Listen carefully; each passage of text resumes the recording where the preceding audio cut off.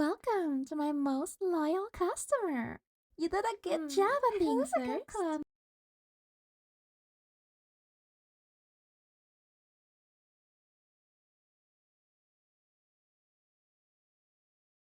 Who's a good clan member? Who's a good clan member? Who's a good clan Who's a member? Good clan yeah, member? You are. Yeah, you.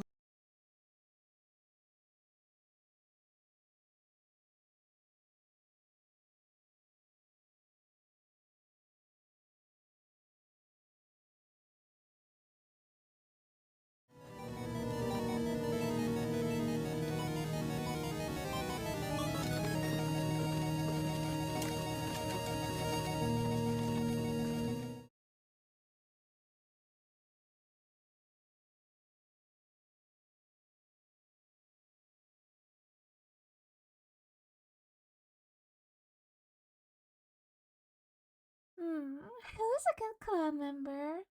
Who's a good clan member? Yeah, you are.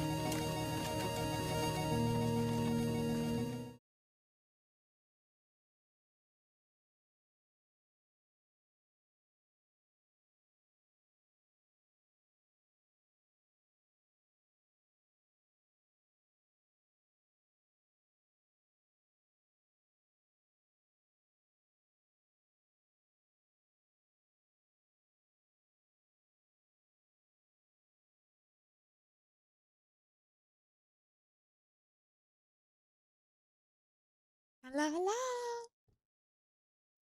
Good day, everyone.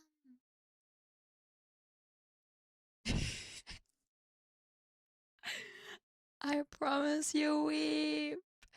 It's not like this. Who's a It's good not clan like member? this. Who's a good clan member? Yeah, you are. Who's a good Hi, clan Anna. member? Who's a good clan member? Yeah, you are. Hello, hello.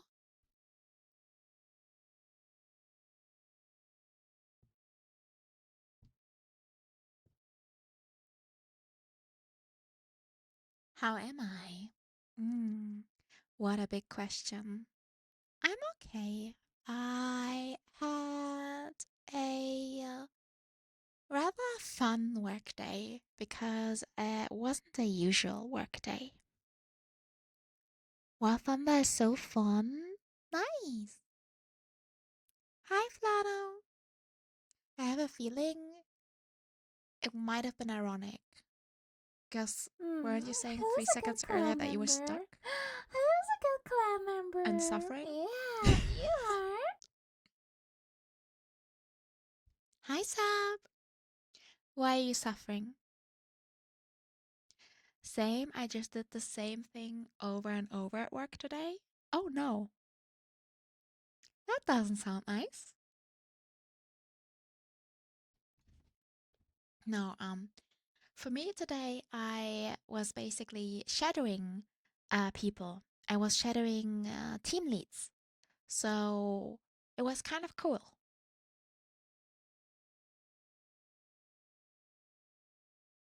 I learned a lot about what to do as a team lead, what what you're responsible for. So it was nice. The way of the ninja. Why ninja? I'm no ninja. Oh.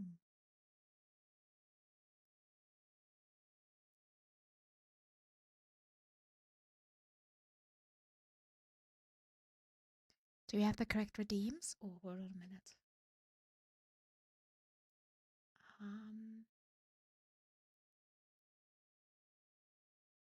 Thank you. Don't want any loud things, of course.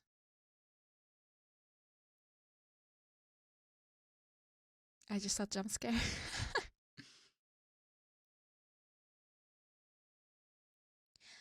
Well, it is to learn something. Basically, when my apprenticeship contract expires, you'll have a test. Oh, okay. But it's good, no? Because it means that they'll keep you if you pass it. That's how I see it, at least.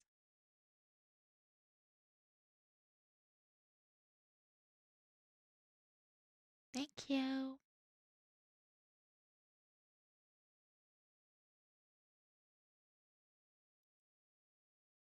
Last time it did it automatically. That's a bit sad.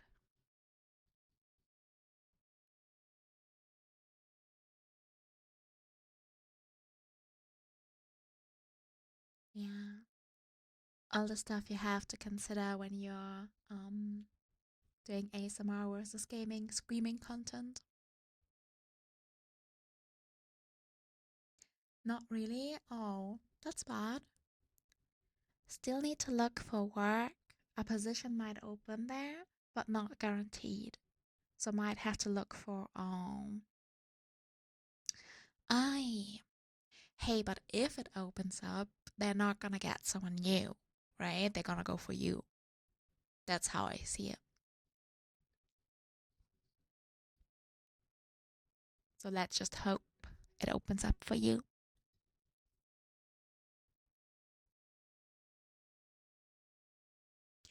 Wanna work with me and Held? Yeah. You guys go work together.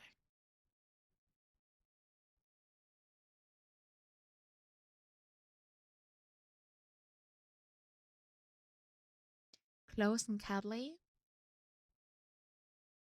I'd like that. Can I work at close and cuddly? I wanna work at close and cuddly.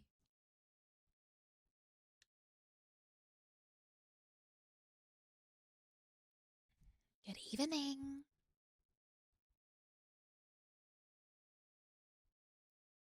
Even though I am not much of a gamer tonight.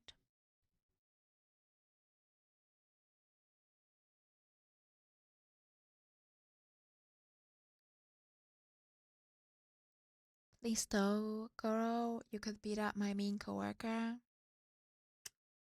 I wish. Yeah, which is why I'm hoping my coworker gets a new job.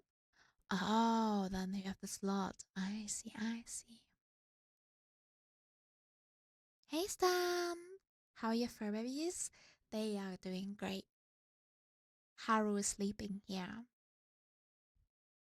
He's on the chair, resting, relaxing. I don't know if you can see, but they, yeah, a new crustacean baby. Yeah, their Valentine's Day lobster has appeared on the cam.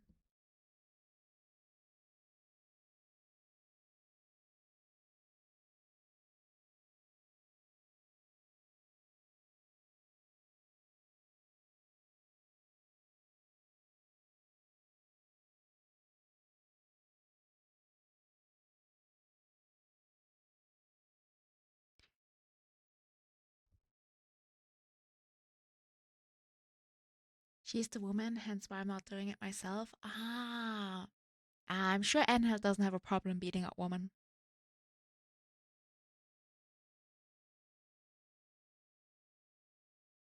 That's good to hear. Yay.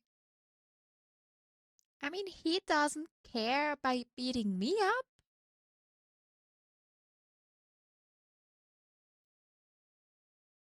Also, what the fuck? I come into and help beating up women. I am a woman and he never mind. Like, do I not count? How many times have I been under friendly fire by Angel? I believe in true gender equality. Yeah, me too. You totally should beat up a woman if she beats you up too. First.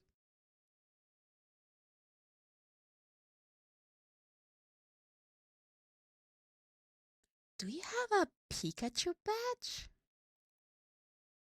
Where did you get the Pikachu badge? I'm jealous.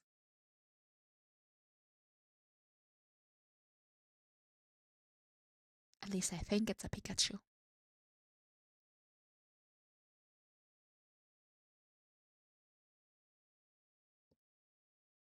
Oh, I must have missed that.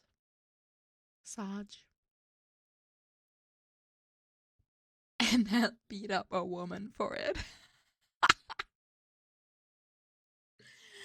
Amazing. I love that. Sorry, Angel. You are officially the wife beater now.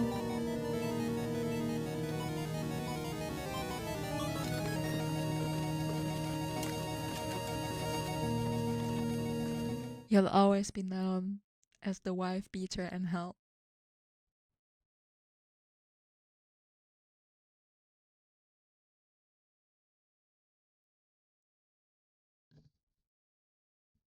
Should I go?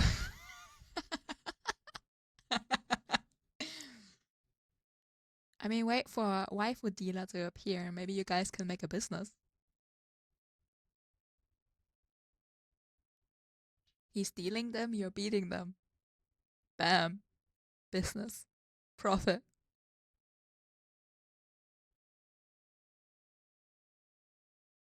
Thank you for the hat pats.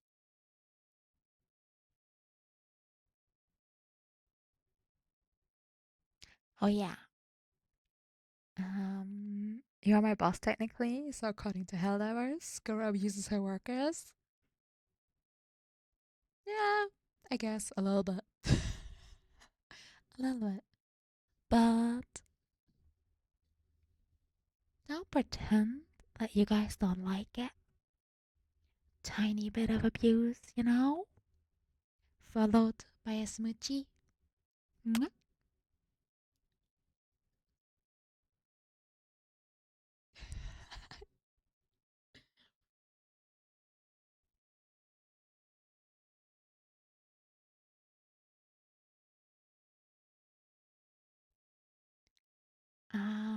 I have the first video, by the way, scheduled for tomorrow. So I will not even comment.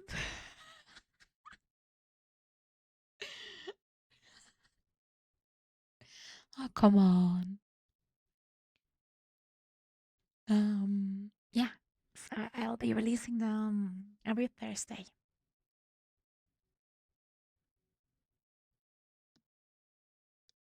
Yes. On the YouTube. Let's hope they're not gonna be buried by the algorithm.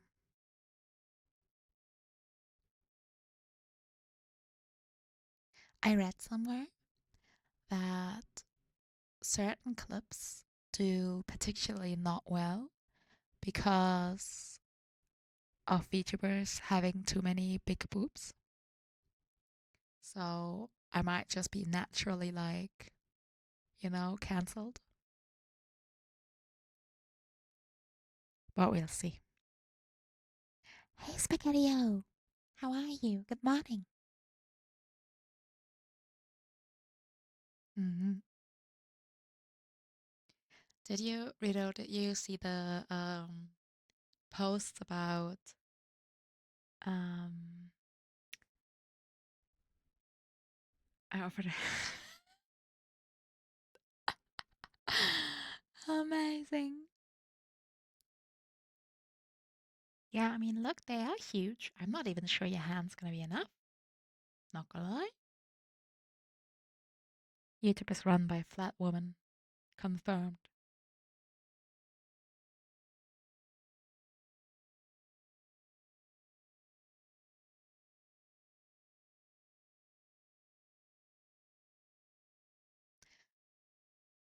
I will bring a wheelbarrow. Thank you.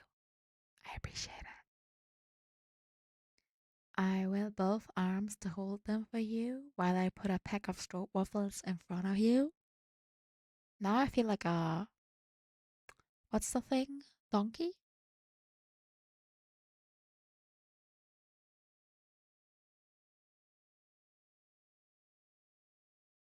You know, like when you put the carrot in front of the donkey. That's my straw waffle.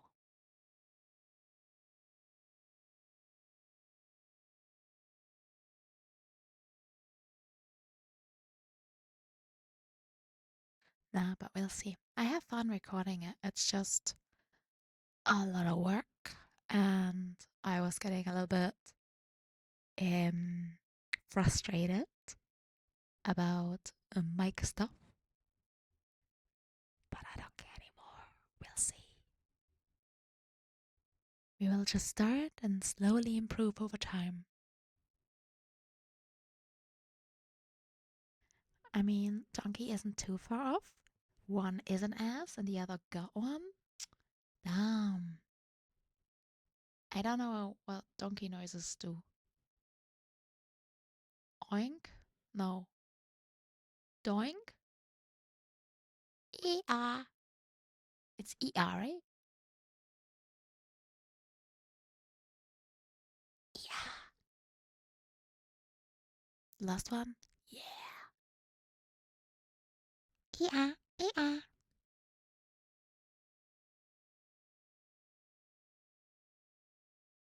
I feel like my ASMR career is already over. Like, anyone that joins right now, they're like, what the fuck? Why is this half naked woman with mega boobs making donkey noises directly into my ear? And I can only say because it's Goro Clan. Animal ASMR. Old MacDonald's had a farm. E-I, E-I, oh. Mm-hmm. I thought Donkey said, who the fuck is Angela? True.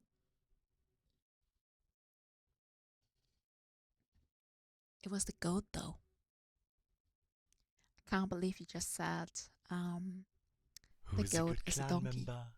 Who's a good clan member? Yeah, you are. Hi Biko, how are you? Kanpai. Mwah. Hope you're having a good day.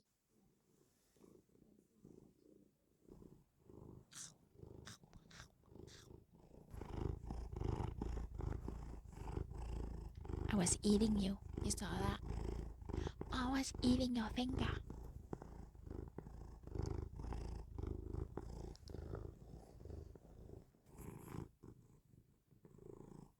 Do you guys know this is actual Haru purse?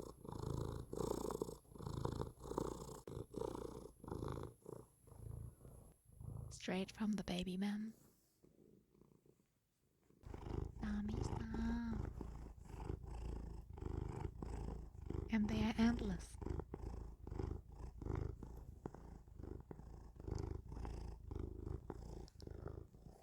He's such a cutie. Oh, that reminds me. I wish I'm not that cute. When I came home today, I was a little bit tired because I was home early, but it was just exhausting. Like listening to other people and talking a lot. It's a bit, it's a different kind of exhaustion than just working, in my opinion.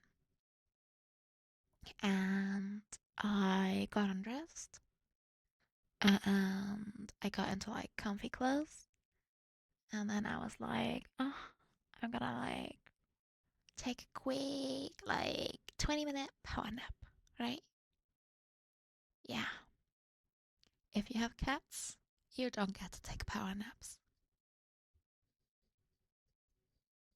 So I lie down, I put the blankie over me, and I try to nap. And then all I heard is like, Haru, Haru, Haru. So he came and he sat on my chest. And not only did he like sit on my chest, but he put his little head on my chest, and then we took a power nap together. I really love this guy.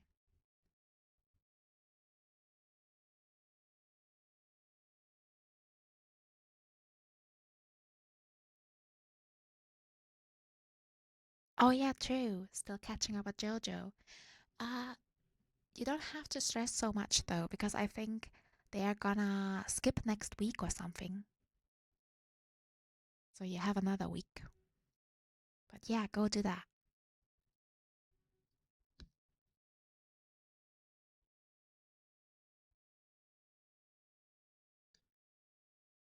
Oh,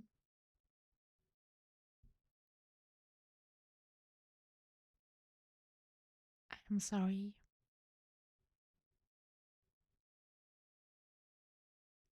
Yeah, Haru is truly the best man.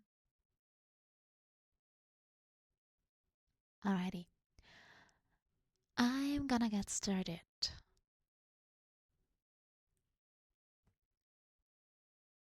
I need to catch up on that. Oshinoko, My Hero. Oh, you haven't finished My Hero yet? Danmachi and One Piece? Oh, that's a lot. That's a lot of shit to do. Go get started.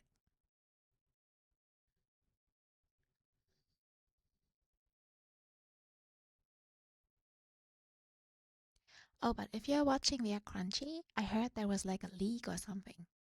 So be careful. Maybe change your passwords. Last season of My Hero I watched was season 5. Yeah, I recently finished watching it because I was very unhappy about where it was going to. But then I was like, oh, come on, finish it, whatever. Least you can do is like finish it.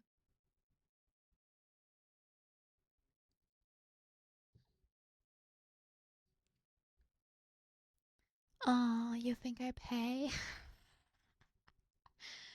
Yeah, I'm sorry.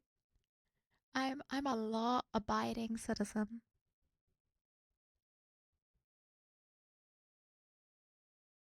Only saw season 1. I get that. I get that.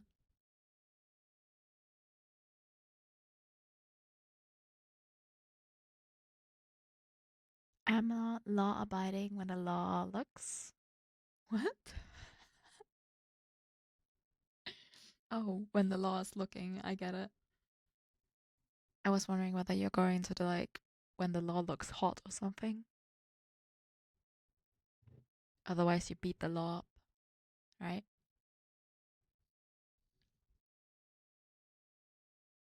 My little wife beater. Go and watch your anime. We're gonna start now with Aurelian Soul. We did manage to do everything up to Ash. We did Anivia because she was kind of bugging. So Aurelian Soul is next. And he is for the whole of Runeterra again. Bye bye. If you need some sleep later, you know where to find me. Mwah.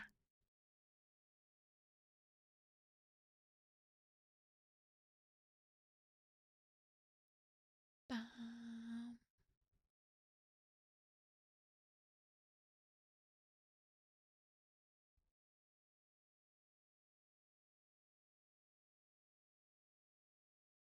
He is technically bigger than all of Runeterra? What?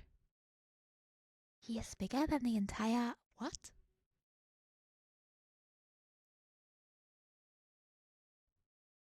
That seems unreasonable.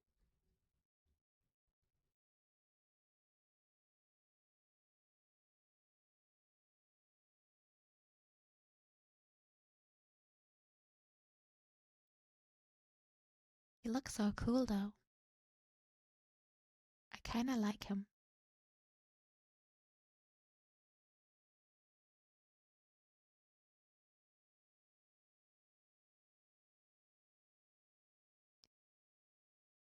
Hey Stan, what's the song in the background? Good thing that you're asking. It's a Avenue Japanese like playlist. It's a artist that does some stuff on YouTube. I can post it as soon as I find it. Copy. Esta. Yeah, they make some really cool music. And they allow people to use it. So definitely go follow him. Hit him up.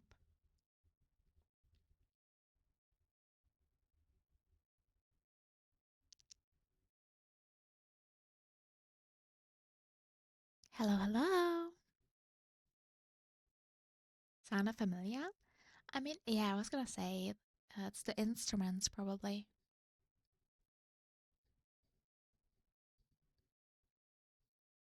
I do like it a lot though.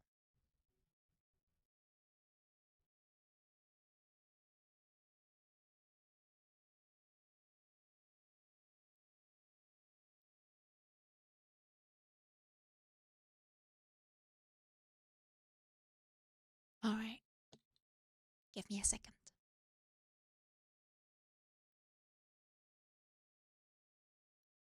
Getting ready.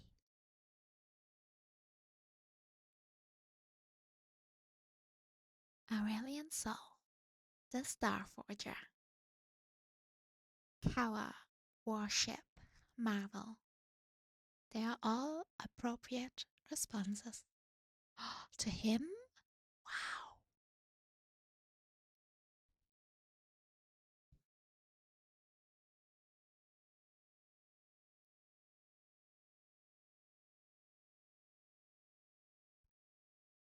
The appearance of a comet in the night sky is often said to portend upheaval and unrest. Under the auspices of such fiery harbingers, new empires rise, old cultures fall, and even the stars themselves may vanish from the heavens. The truth is, perhaps, more unsettling. The almighty being known as Aurelian Sol was already ancient before the rise of the mortal races of Runeterra. Born in the first breath of creation, he and those like his roamed the vast nothingness of a pristine celestial realm, seeking to fill this canvas of incalculable breadth with marvels whose twinkling spectra would bring fulfillment and delight to all who witnessed them.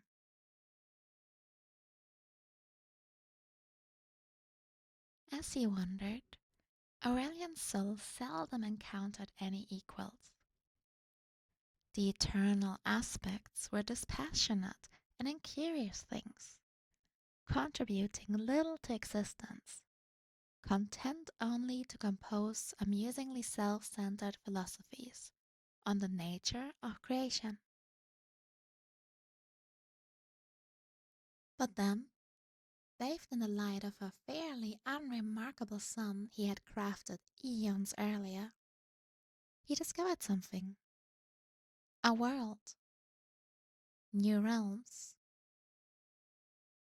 He did not know who had created this world, or why, only that it had not been him. The aspects who seemed unusually interested in it implored him to come closer. There was life here, and magic, and fledgling civilizations that cried out for guidance from beings greater than themselves. Flattered by this new audience to his supreme majesty, Aurelian's soul descended to bask in their adulation in the form of a vast and terrible dragon from the stars. What part do we feed Aurelian's soul into a wood chipper? He does seem mildly arrogant, doesn't he? I thought he's just a cool dragon.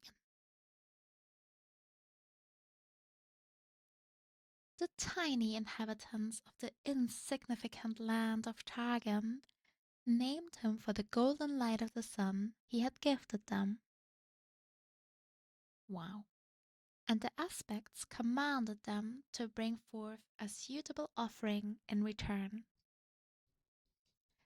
The mortals climbed to the peak of their tallest mountain and presented him with a splendorous crown, crafted with careful and cunning magic and etched with the inscrutable patterns of the celestial realm. From the moment it touched Aurelian's soul's brow, he knew this was no gift at all. I returned to work. Thank you. I hope work is not gonna be super bad. You got this. The cursed thing clamped in place with unimaginable force, enough that even he could not remove it. And he could feel his knowledge of the sun and its creation being stolen and scrutinized by intelligences vastly inferior to his own. Worse still, the power of the crown hurled him back into the heavens and prevented him from getting any closer to that world again. Wow.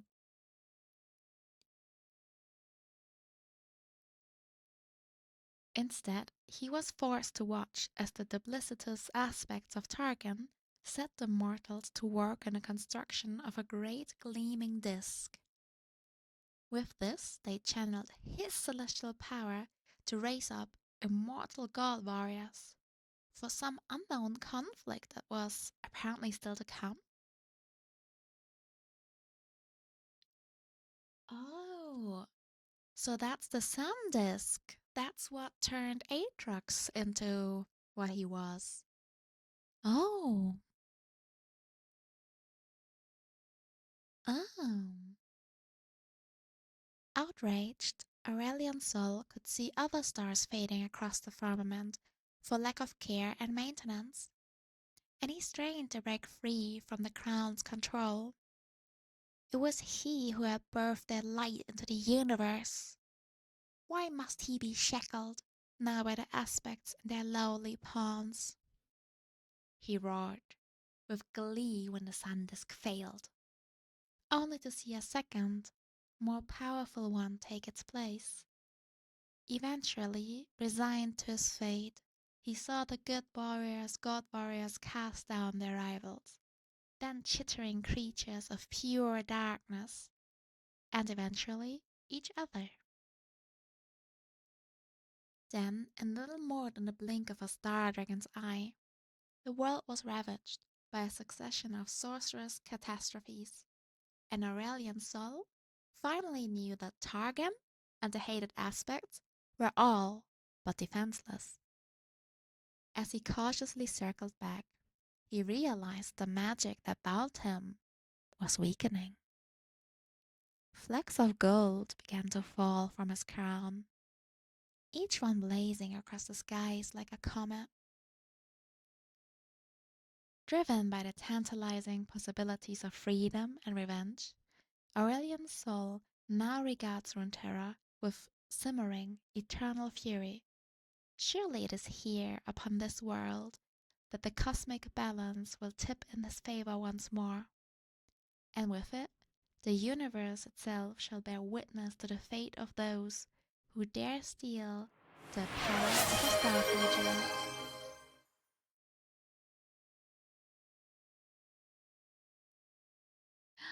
Hey!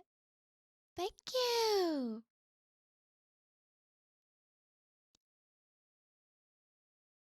I confused because it was the wrong alert. Hi, thank you so much for the gift. I hope you're doing fine.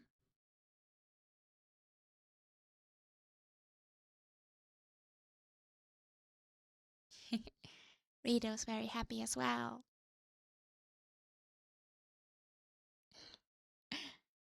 Can finally spam emotes again. Yay!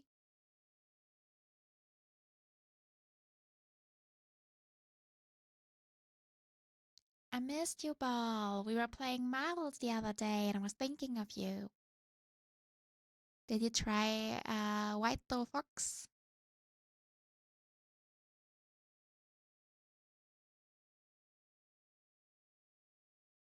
No? Oh, I'm sorry to hear that.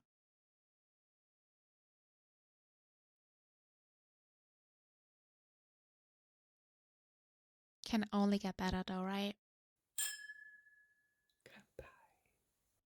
Goodbye. Hi, Sammy. Thank you for the follow. Hope you're having a good day.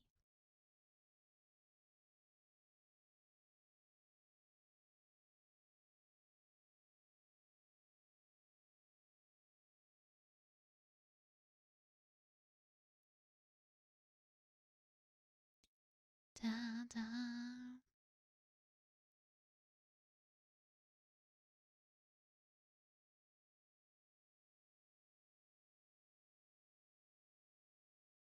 Of course, Aurelion has a story because he's a major dragon. So he's the creator of Runeterra. Did I understand that right? Like he is literal, well, a literal god? Yes. That's cool.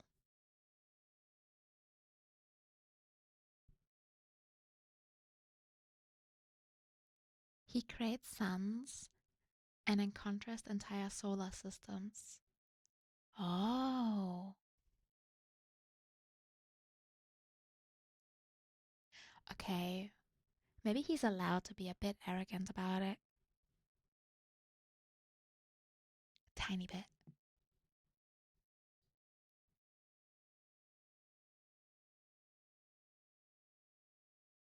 You are basically God?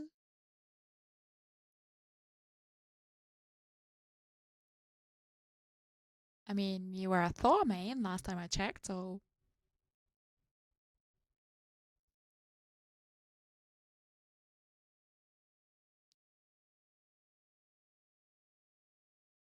Now I missed you though.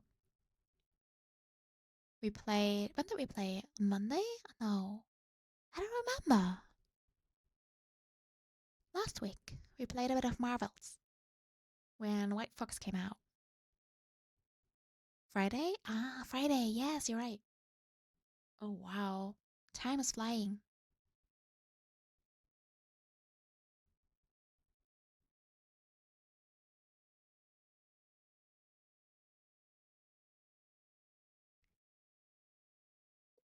Alright, let's see what his story is about.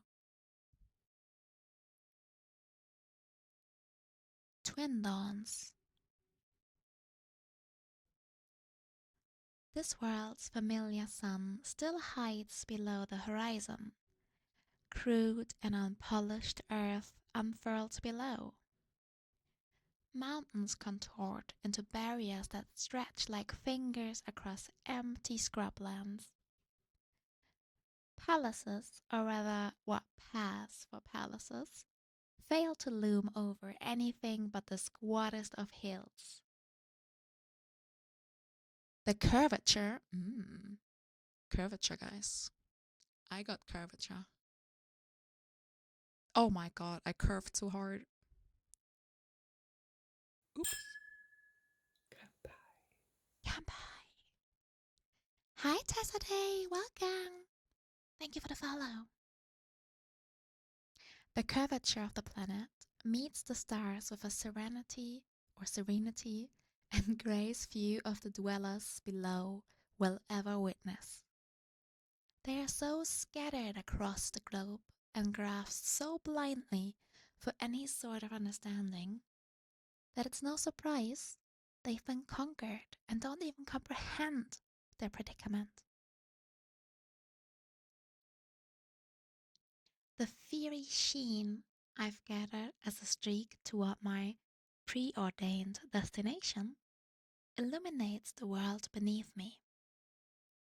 Pockets of worrying, fearful, rejoicing life tucks itself into a fertile nook it can find below.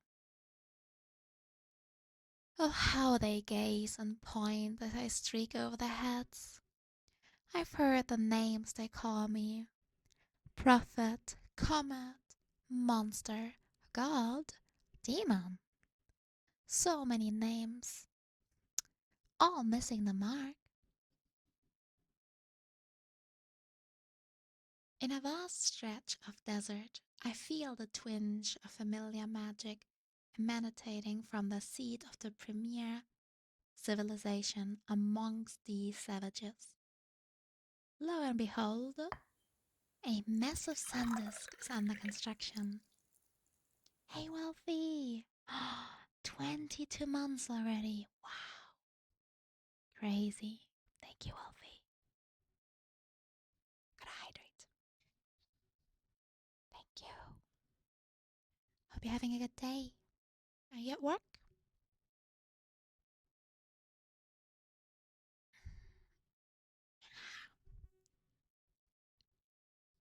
Forgive me, work. Yeah, I figured. I hope it's gonna go fast for you. Sorry. The poor enslaved laborers beat their heads and rend their clothes in my wake. Their cruel masters see me, a streaking bolt of fire, as a portent of good omen, no doubt. My passing will be etched in their uncouth pictograms upon common stone, an homage to the great comet, the blessing of the sky god gracing their holy works, and so forth.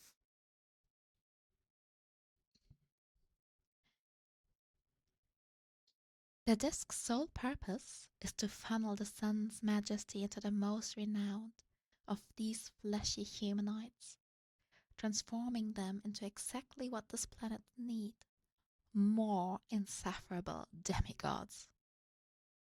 This effort will undoubtedly backfire, but I suppose they might last a brief while, perhaps 1,000 years or so, before they fall on a supplant to others.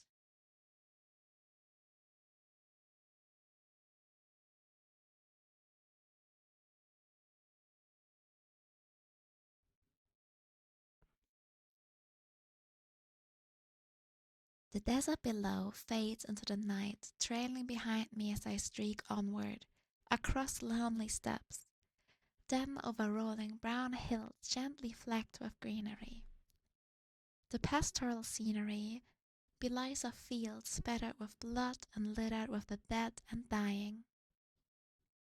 Survivors hack away at each other with rough hewn axes and scream battle cries. One side is losing quite badly. Stag skulls rest atop pigs stuck into the soil, next to writhing warriors. The few still on their feet and circled by soldiers riding great shaggy beasts. Those defeated, surrounded few see me, and valiance seems to surge through their veins. The wounded rise and grasp their axes and bows in a final stand that throws their foes off guard. I don't linger to see the rest of the little clash play out, because I've seen the scenario unfold 1,000 times. The survivors will scratch my comet likeness onto their cave worlds. In 1,000 years, their descendants will fly my image on banners and undoubtedly ride into a tediously similar battle. For all their efforts to capture and record history, one ponders why they do not learn from their mistakes. That is a lesson even I have yet to suffer. I leave them to perpetuate their bleak cycle. My trajectory reveals more inhabitants. Their collective repertoire of reactions span the typical gamut: pointing, kneeling, sacrificing virgins upon stony altars. They look up and see a comet and never ask what lies beneath the blazing facade. Who's a good clan member? Hey, Darkness. Who's a good clan member? Yeah, you are. Hi. Instead, they stamp it onto their own self-centered worldviews, muddying the splendor of my visage. The few more advanced life forms, and I use that description loosely, gaze up and jot down my coordinates in scientific almanacs instead of using me as a prophecy fodder. It's mildly refreshing, but even their developing notions of intellect seems to indicate I am a regularly appearing phenomenon with a predictable orbit. Oh, the feats they could accomplish if only. Well, no use dwelling on the wasted potential of the simple-minded terrestrial born. It's not entirely their fault. Evolution does seem to have a difficult time gaining traction on this world. But alas, the novelty of such infantile antics has worn thin. The grasping energies of my magical bondage have dragged me from one paltry world to another for centuries. Now it has led me back to this familiar and unpleasant rock. The star that flooded surface with light was one of my earliest creations, a confluence wrought of love and radiance. Ah, that cherished moment when she flared to life with colors only her creator could see. How I miss the star's crackling new energy warming my face and trickling down my fingers. Each star gives off a unique energy, precious and reflecting its creator's soul. They are cosmic snowflakes burning in defiance of the infinite dark. Unfortunately, the memories I long to dwell upon are tainted by betrayal. Yes, this was the place where Targon lured me into servitude. But now is not the time to linger on past mistakes. Those musty aspects want me to steal yet another breach. In their name, of course. Then I see her. This world's imbued warrior is alone at the peak of one of the smaller summits, brandishing a starstone spear. She watches me through a veil of annexed flesh, a mere spark masquerading as lightning.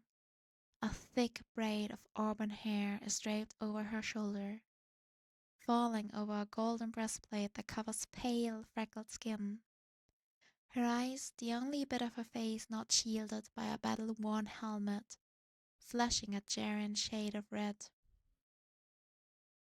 What? She calls herself Pantheon? Pantheon as a girl? What? Not in my game.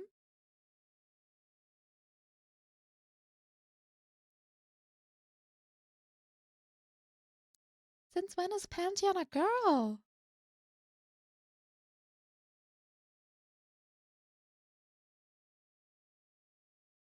I'm so confused.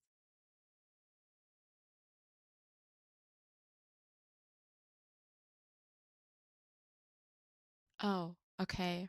I should just read. She is not the first of this world to wear the Pantheon mantle, nor will she be the last. Hey, what the bap? What the? How am I supposed to know that? Hello? Her glittering cape flaps out behind her as she raised her muscled arm and makes a motion like she's pulling on a great chain. The tug on my crudely enchanted tether wrenches me, of course, toward the mountain upon which she stands. And she's yelling at me. She cries out, with a voice that booms inside my head, transmitted through this insufferable star gem coronet. All sounds fade as she invades my mind. Dragon, she says, as if I'm a weak-winged beast of base orange flame, lucky if it can ignite a tree. Seal their gate, she commands, gesturing to the bottom of a rocky crevice with her pointy little spear. I don't need to see the violet erosions of reality swirling below. I could smell the festering miasma that poisons this world before I even arrived. I fix my eyes on Pantheon instead. She expects me to fall in line like a dog on its leash. Today will be different, for I have learned from my mistakes. Dragon, I purr. Are you commanding me with such a low name as wise? Pantheon's grip on her spear loosens just enough for her to fumble the weapon for a fraction of a second. She takes a step back, away from me, as if a single stride's distance could protect her from my ire. Seal the gate, she says again, barking louder as if perhaps the previous command went unheard. Her volume does little to mask the quiver in her voice. She thrusts her spear towards me, as if such a tiny weapon could pierce me. This is the first time I've ever seen an aspect of Targan shaken. She's not used to having to tell me twice. I will deal with those chittering horrors in due time, dear Pantheon. Do as you are commanded, dragon, this Pantheon shouts, or this world is lost. This world was lost the moment Targon surrendered itself to arrogance. I feel Pantheon's seething mingle of confusion as she struggles to grab hold of my immaterial reins. She's only just now sensing what I have come to learn. Targon is distracted and does not sense its magic faintly ebbing from my bonds. Pantheon bellows once more, and this time I cannot resist. The crude enchantment regains sovereignty over my will. I turn my attention toward the source of the breach, nestled in the basin of the once verdant valley, now strangled with creeping purple miasma. I sense the void-born perversions of life tunneling through reality's firmament, sending tides of unseen energy coursing through the aether. They shred the veil that separates nothingness and form with their unwelcome passage. They're drawn to me, those multi-eyed, carapaced abominations. They seek to devour me, the greatest of the threats. From the reaches of my mind I conjure an image of the solar furnaces I kindled before my feathering, which once ignited the hearts of the stars. I'm back. Oh yeah. Did you know? Did you know that Pantheon is a girl? I just learned that.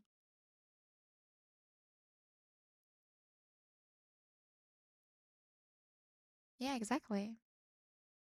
That's what I thought.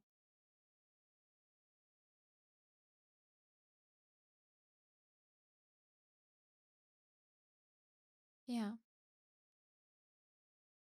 She calls herself Pantheon.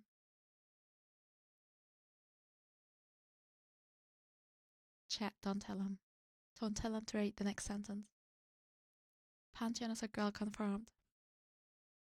No, he knows. How does he know? I was gonna troll you. No.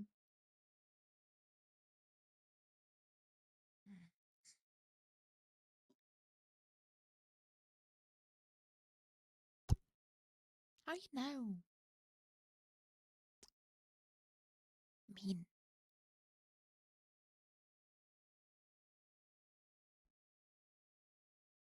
I lance out beams of pure starfire and incinerate wave after wave of those gnashing horrors, driving them backward into their oblique infinity. Smoldering husks rain from the sky. I'm a little surprised they aren't wholly disintegrated, but then again, the Voidborn don't know how things work in this universe. Oh, I see. Yeah, I can pout. Pah.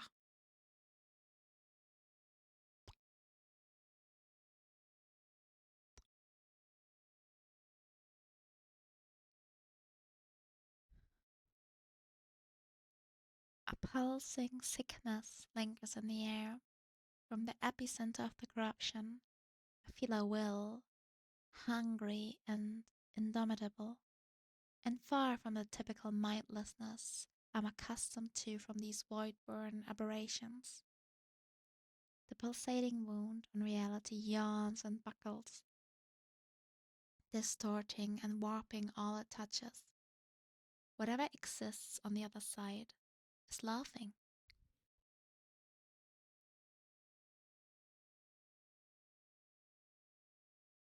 Pantheon shouts another command at me, but I ignore her words.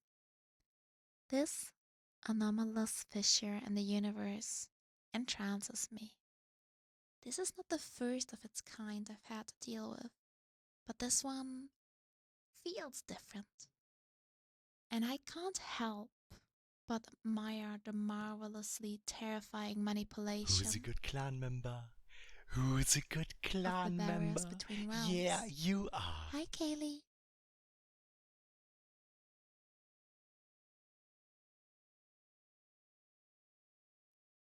Few beings could fathom its complexities, let alone possess the sheer magnitude of power needed to rend the fabric of existence. In my heart, I know a wound so exquisite could never be orchestrated by scattling creatures. No. There must be more behind this intrusion. I shudder at the thought of what kind of entity is capable of inducing such a volatile rift. I don't need Pantheon's barked orders to tell me what to do next. Her array of requests has always been of a rather limited imagination anyway. She wants me to hurl a star at the rift, as if one simply cauterize such mouldering interdimensional abrasions and be done with it. You've been a naughty clan member, have you? Hi, Iska! Wanna drink wine?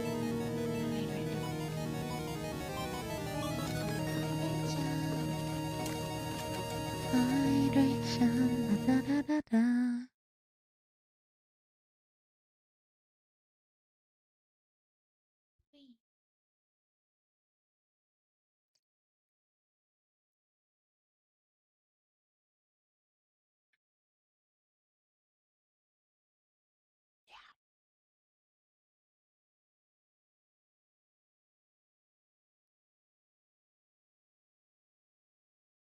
Yeah.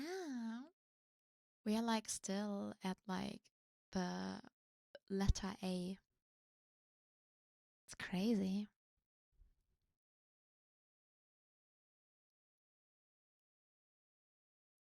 These obtuse demigods are my captors. Fine. At least they're not too far off in their logic by thinking a few searing cosmic wonders will remedy this problem. I will play the role of the obedient servant just a little while longer.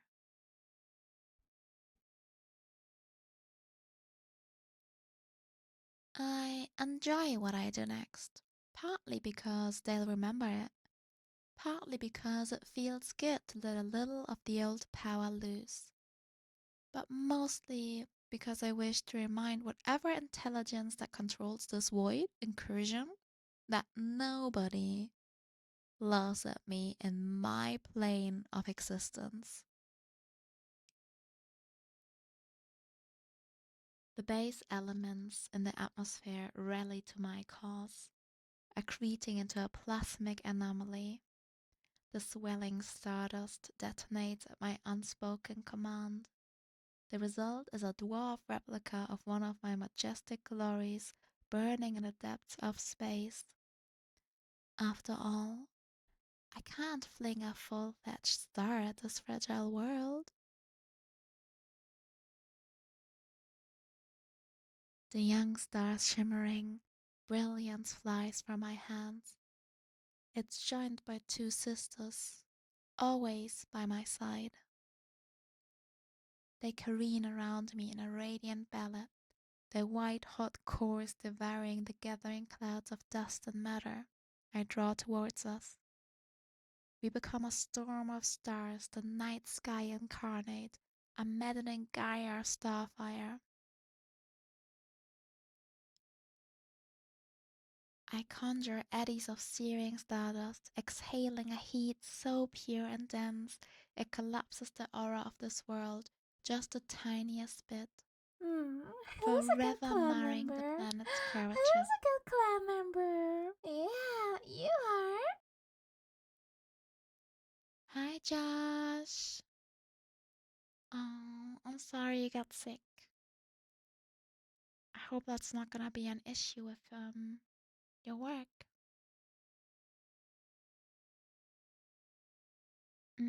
What Envy said. Get better soon.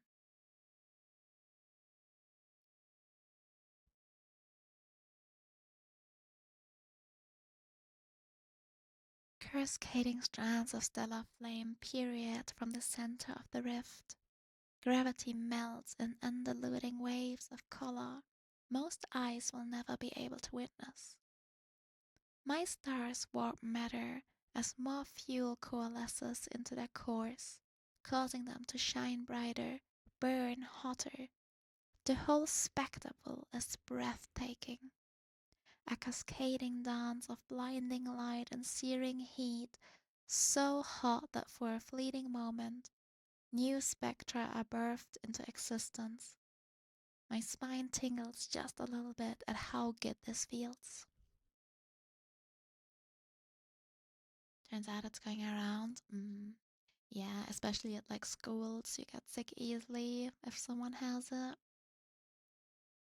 Yeah, you got this, Josh. Go get some rest.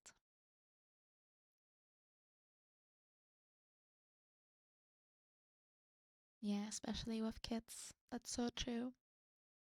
When I used to work at like kindergarten, I was sick all the time.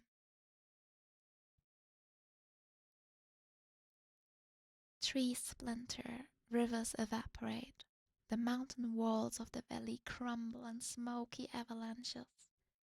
The tireless laborers erecting the sundisk, the soldiers taking the hill, the stargazers, the worshippers, the terrified, the doomsday prophets, the hopeless, the rising kings. All those who beheld the streaking comet with selfish eyes witnessed the ensuing supernova as an early dawn. Across this pitiful globe, my radiance turns darkest night to blinding day. What fictions will they conjure to explain this phenomenon? Even my Tagonian masters have rarely witnessed such a display of my power. Certainly no terrestrial world has ever borne scars as severe as what is left of that once verdant valley. When I am finished, nothing remains. Not even this incarnation of Pantheon. I can't say I'll miss her on her mindless barking. And the glowing aftermath of my carnage, the smoldering once mountains collapse into the molten rubble streams now flowing through the valley. This is the scar I have left upon this world. A surge of damning pain shoots through my body, radiating from that infernal crown I'm about to pay. My head snaps up, and my eyes drink the bitter sight of a dying star My heart's clasp. My mind's reel. An overwhelming sense of despair ricochets through my very soul, emanating from a deep and immediate sorrow, like the pulsing realization you've lost something precious, and now it's all your fault. Some curious life forms I met long ago once asked how it was possible for me to remember every star I've created. If only they could feel what it was like to create a single star, they would understand the sheer irrelevance of that question. That's how I know when even one of my darlings winks out from existence, ejecting jets of energy, and with it, the very substance of my own spirit. I see her death knell in the heavens above. She shines brightly one last time in a pyroclasm You've been a that naughty clan momentarily member, drowns her brothers have and you? sisters. My heart shatters as the heavens are diminished in brutal retribution for turning my power on one of Targan's own. Hi, friend! 50 stream streak! Wow! Thank you. Hope you're having a good day. I feel like the female Pantheon just now, and Pantheon in game is like that one meme. Danielle, the cooler Danielle. Yeah, I mean, she just died for no reason. A son is the price of a single Pantheon. This is the cost of my unfettered wrath. This is the kind of boorish sorcery I must deal with. Even better day with Goro ASMR. Oh, thank you. Very nice. Within seconds, they have regained control of my reins and call me to a new task. On no other world have I exhibited such a display of freedom, no matter how fleeting it was. What's more is that I have learned from their mistake. A bit of me is free now, and in time I will return to this world, tap into this mysterious well of energy, and cast off the rest of my tether.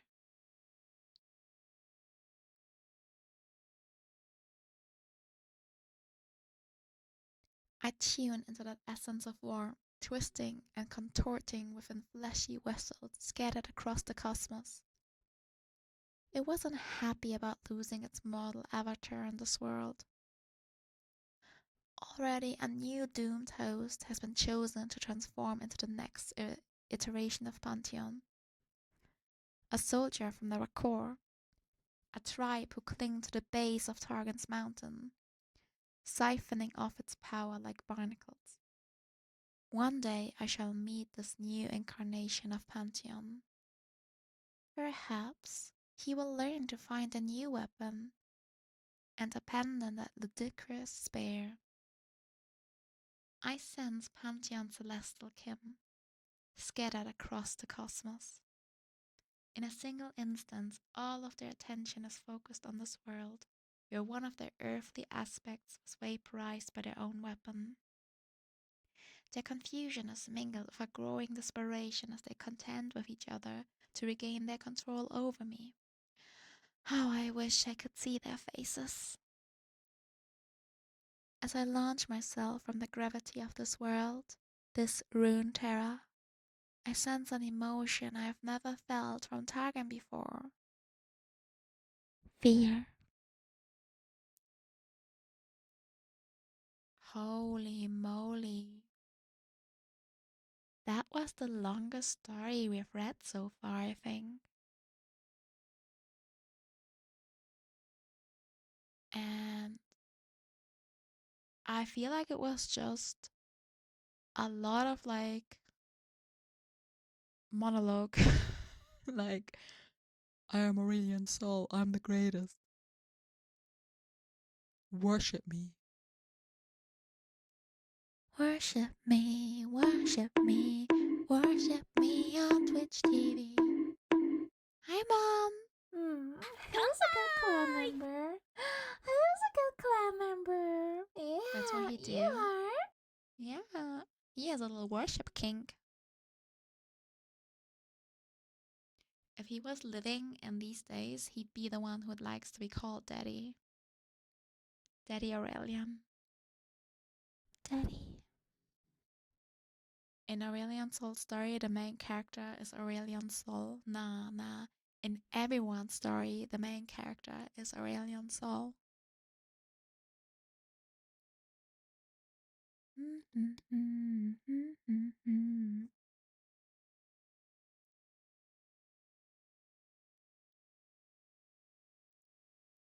Just got done with classes, but many guys have appreciation kings. Yeah. I mean, who doesn't like to be told that they've been, doing good? I like if someone tells me I did a good job. I don't even know if that's a king. Do you just hum Squid Game? No. I'm humming the song from what's the game called? Not Lethal Company. The one we always played. What's it called? The space one. Lockdown. Lockdown Protocol. You know they have that one song that you can play at the cassettes. And it goes like, worship me, worship me. And I made a clip once and I went like, worship me on Twitch TV. Hey mom.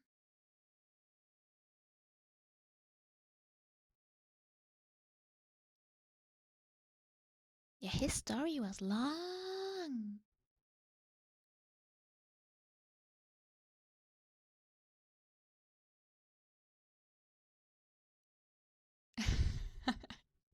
Am I getting appreciation right now? Thank you, Mom. Thank you. I appreciate that.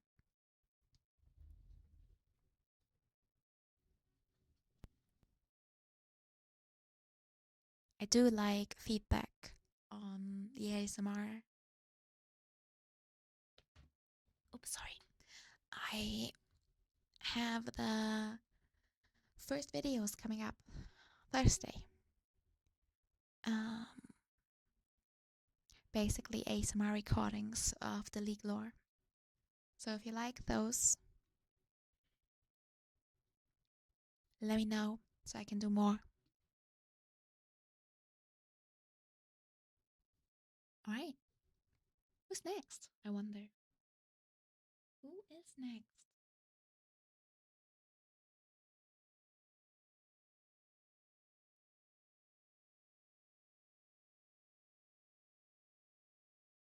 Oh, Aurora. Aurora. She's a Freljord? I had no idea. I had no idea. Aurora. Aurora. I don't know her lore. I just know she annoys the shit out of Orin. Oh no.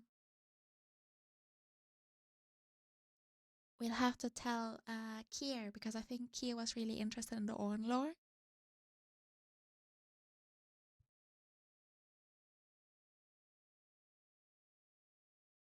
Aurora. The witch between worlds. I see the spirit realm and material realm simultaneously. This splendid world is my own, and it's beautiful.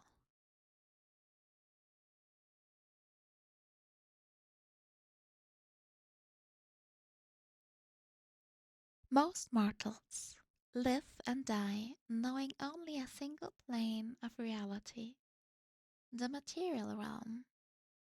However, this view reflects just half of existence. Running parallel is the spirit realm, invisible to many and just as vibrant and full of life. Yet deep in the frozen tundra of the Freljord, there is a Vestaya who lives in a blended world of her own.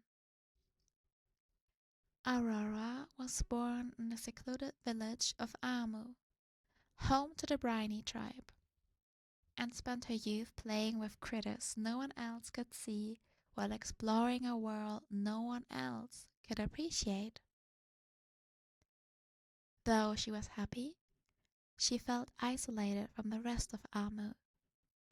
Even her parents didn't understand her, believing Aurora's friends were merely imaginary.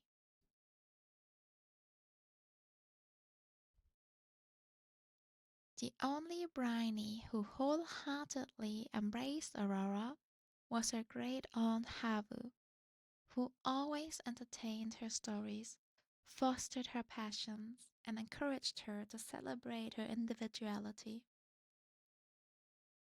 So Aurora learned to be herself and revel in her own company. Aw, kinda sad though.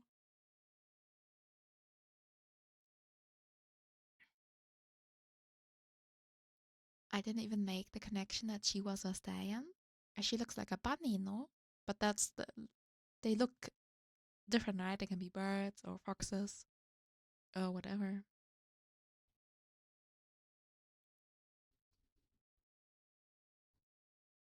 I think we established that last time with Ari's lore.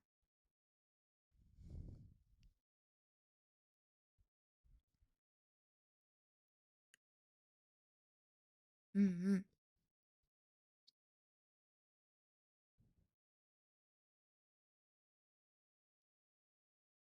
As Aurora grew older, she realized something. Her invisible friends were not imaginary, but spirits. The beautiful, vibrant world she lived in was completely unique, for only her eyes could pierce through the veil between the realm of mortals and spirits.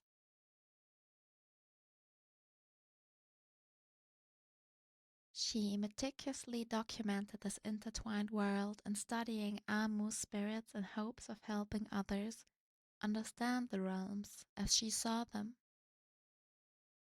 Over time, more and more spirits appeared in Amu, including ones who felt different. Lost and wild, they had become wayward when the balance between realms was disturbed by mortals' affairs. But after investigating this phenomenon, Aurora discovered she could help these spirits return home by getting to the root of their pain. This was difficult work, but in it, Aurora found her life's purpose.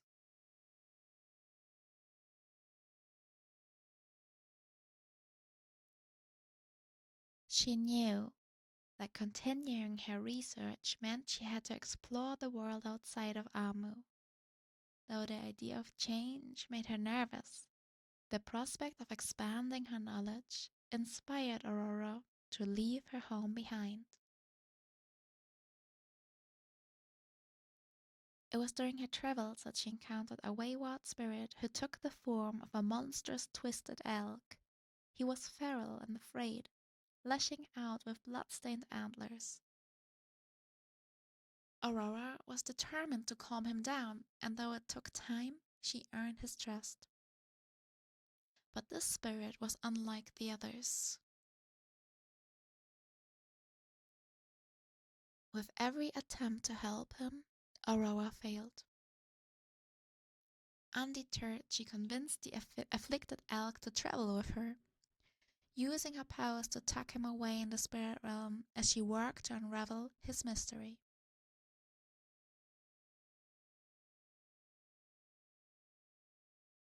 Maybe that's Lilia, it's not an elk after all.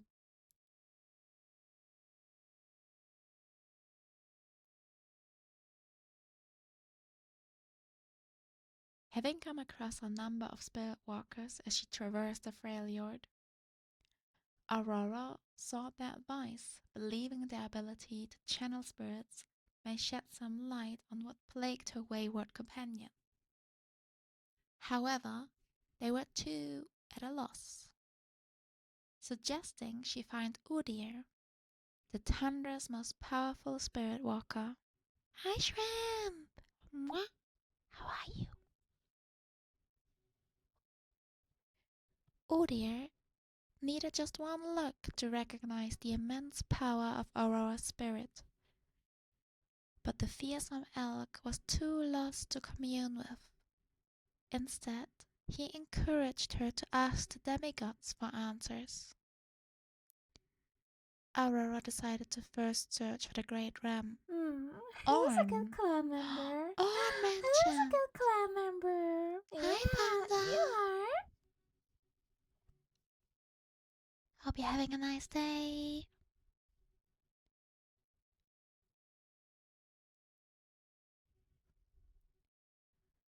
She traveled far through ice and snow to study the artifacts of his followers, the half-blood, hoping to learn where they had worshipped him. Only through her persistent research was she at last able to discern the location of Hearthhome. But where once stood a grand settlement was nothing but ruin and rubble. Aurora knew this was not as it appeared. Using her ability to open a doorway between realms, she stepped inside and was met with the great hall of Orn's forge, alive with roaring fire. Orn was not receptive to his new visitor, but in time he realized that she, like him, valued solitude and quiet. As he grew to trust her, Orn finally shared the name of Aurora's companion. Hastir, one of Orn's siblings, Hestrelk, as he was once commonly called, was originally a powerful demigod, but with the waning worship of the old gods, many demigods had lost their identities and become distorted shadows of who they once were. This revelation about her wayward friend brought Aurora one step closer to helping him find his way home. But there was still a long journey ahead of her.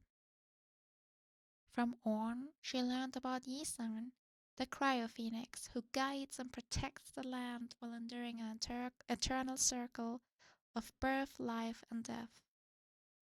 Is that Anivia? I forgot. Is that how she's called?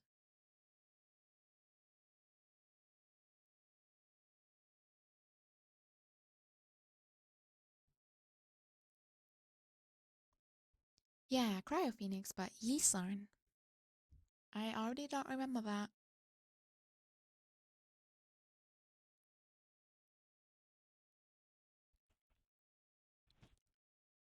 And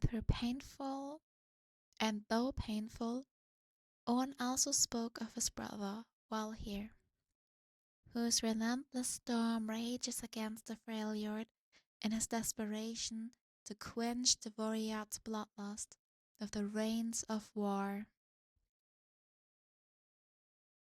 Believing these demigods hold the key to Kelstrak's recovery, Aurora has left Hearthhome and now traverses through the material and spirit realms of her frozen homeland in unwavering pursuit of their knowledge. 35 months! Pony! You're nuts. Thank you. Thank you. You're crazy.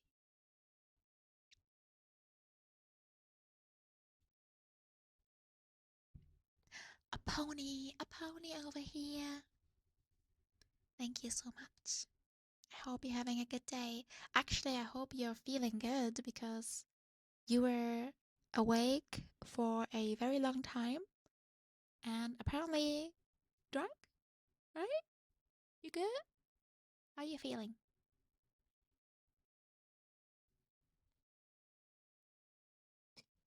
I mean, she probably changes names. Oh. Wow. I'm good. That's good. I figured you Who's a need to good sleep. clan member? Who's a good clan member? Hey, Baguette. Yeah, you are.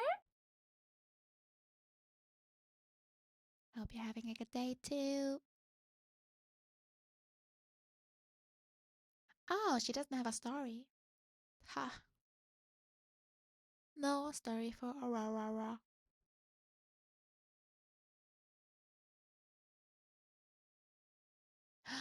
Azia. He's cool. This is nice and relaxing. Thank you. I appreciate that so much. Important to get feedback since it's a new segment. I feel like even if one is not super interested in League, it's still kind of cool to like listen to the story. Cause like I don't really know the story stuff. I don't even like I have like some champions that I play a lot, like my favorites, but I don't even know anything about them. So it is kind of cool to read some stuff. Time to knock out in the middle of the day. Yeah. Let's get some rest. Let's get some EP Dayo.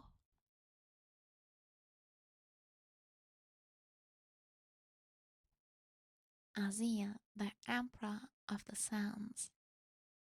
Shirima was once the glory of Runeterra. I will make it so again. Wait, why do I get Make America Great Again vibes?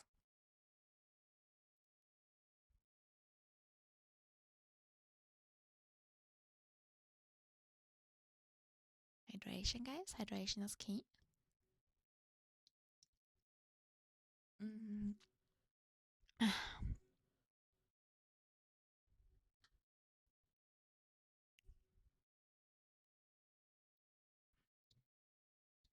Azia was a mortal emperor of Shirima in a far distant age. Thank you for the habit. A proud man who stood at the cusp of immortality. His hubris saw him betrayed and murdered at the moment of his greatest triumph. But now, millennia later, he has been reborn as an ascended, a being of immense power. With his buried city rising from the sand, Azir seeks to restore Shurima to its former glory. Thousands of years ago, the Shuriman Empire was a sprawling realm of vassals, states conquered by powerful armies led by all but invincible warriors, known as the Ascended.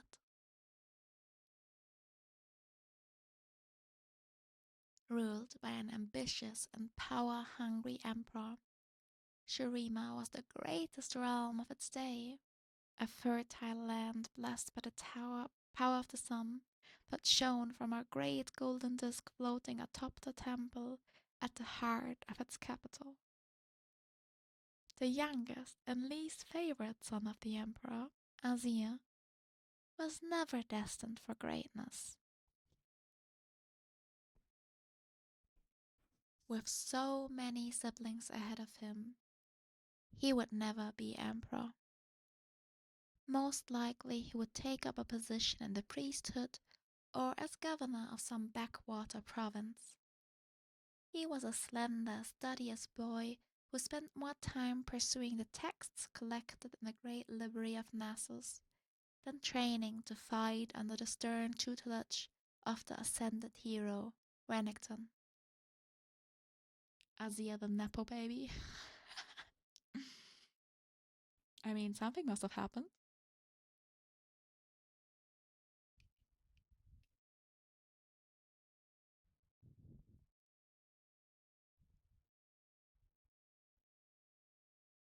ascended hero Renekton. Yeah. Amid the twisting shelves of scrolls, books, and tablets, Azir met a young slave boy who visited the library almost every day in search of texts desired by his master. Slaves in Shurima were forbidden to take names, but as the two boys became friends, Azir broke that law and called his new friend Xerath, which means one who shares. What? He appointed Xerath, though he was careful never to endanger him by naming him publicly, as his personal slave, and the two boys shared their love of history by learning all they could of Shurima's past and its long legacy of ascended heroes. Oh, now I get it. You and your Pokemon brain. Took me a moment.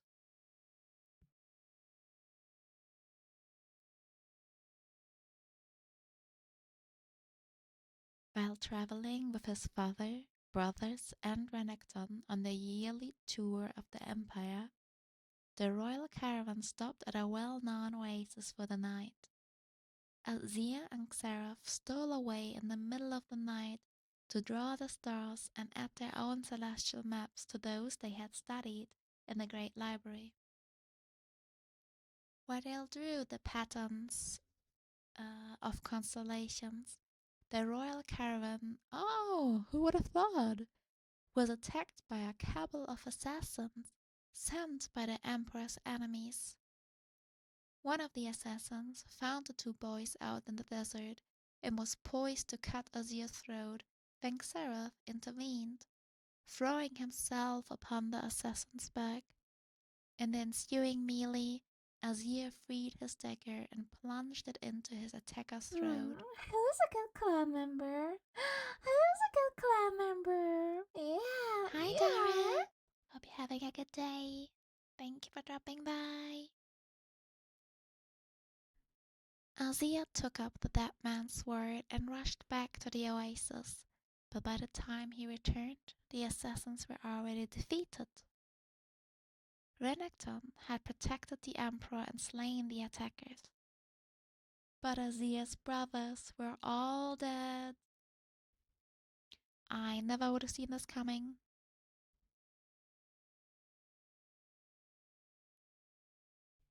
Azir told his father of Xerath's courage and asked him to reward the slave boy, but his words fell on deaf ears.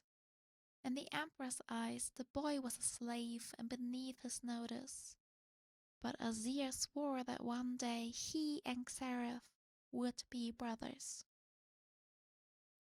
The Emperor returned to his capital, with the 15-year-old Azir now his heir, and unleashed a merciless campaign of bloodshed against those he believed had sent the assassins. Shurima descended into years of paranoia and murder as the Emperor took revenge of any he suspected of treason. Though he was now heir to the throne, Azir's life yet hung by a thread. His father hated him, wishing he had died instead of his brothers, and the queen was still young enough to bear sons. Uh-oh. Azir trained in combat, for the attack at the oasis had revealed how little he knew of the deadly arts. Renekton took upon the task of teaching the growing prince, and under his aegis, Azir learned to wield sword and spear, to command warriors, and to read the ebb and flow of battle. The young heir elevated Xerath, his only trusted confidant, and made him his right-hand man. Who's a good To better clan counsel member? him, Yeah, Azir you tasked are. Xerath with seeking out knowledge wherever he could find it. Hi, Xylo. Hope you're having a good day. Thank you so much for dropping by.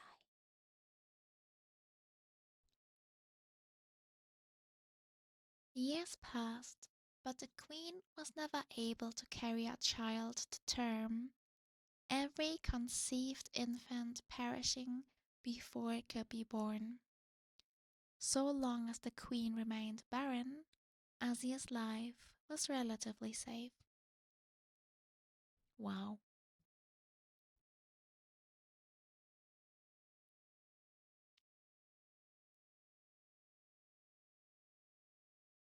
Some around the court believed a curse was at work, and a few even whispered the young heir's name in connection with this, though Asia claimed innocence, and even executed some who dared voice such accusations openly.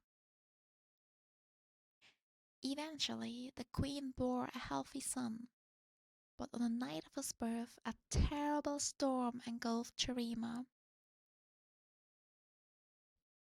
The queen's chambers were struck again and again by powerful bolts of lightning, and in the subsequent blaze, both the queen and her newborn son were killed. It was said the emperor went mad with grief and took his own life upon hearing the news. But tales soon spread of how he and his guards had been found lying in pieces on the palace floor, their bodies little more than chats. Oh my god, it was Xerath. He ulted. Xerath ulted. I know a Xerath ult if I see one. Hard to dodge that shit.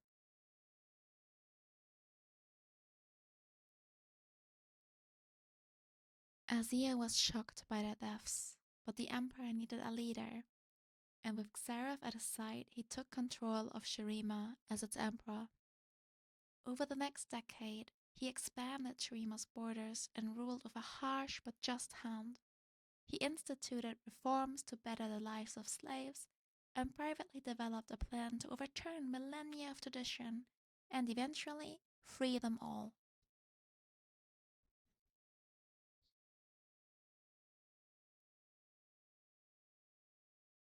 He kept his plan secret, even from Xerath, and the issue of slavery would prove to be a continual bone of contention between them. The empire had been built on the back of slavery, and many of the great noble houses depended on enforced labor for their vast wealth and power. Such monolithic institutions could not be overturned overnight, and Azir's plans would be undone were they to become common knowledge. Despite Azir's desire to name Xerath his brother, he could not do so until all Shurima's slaves were free.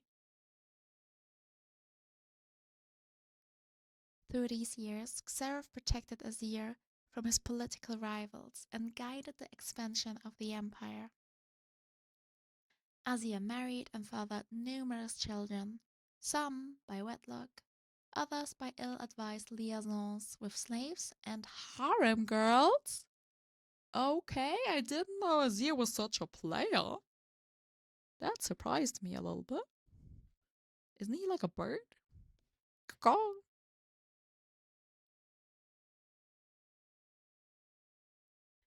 Xerath stoked the Emperor's grand vision of an empire greater than any the world had ever known. But to stand as ruler over the entire world, Xerath convinced Azir that he would need to be all but invincible, a god amongst men, an ascended being. Ain't familiar with their game. Ain't familiar with their woman game. Damn.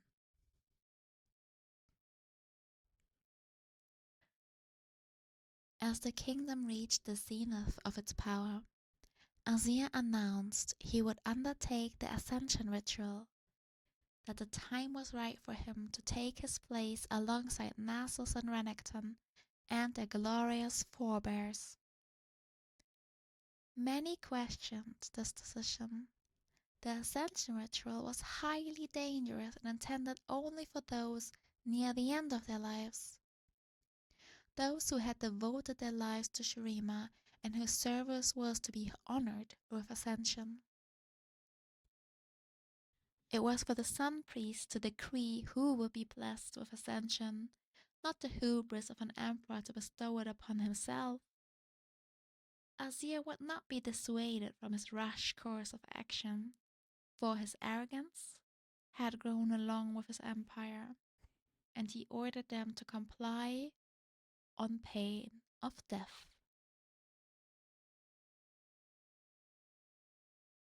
The day of the ritual finally came, and Azir marched towards the dais of ascension, flanked by thousands of his warriors and tens of thousands of his subjects. The brothers Renekton and Nasus were absent, having been dispatched by Xerath to deal with an emergency threat. But still, Azir would not turn from what he saw as his great destiny.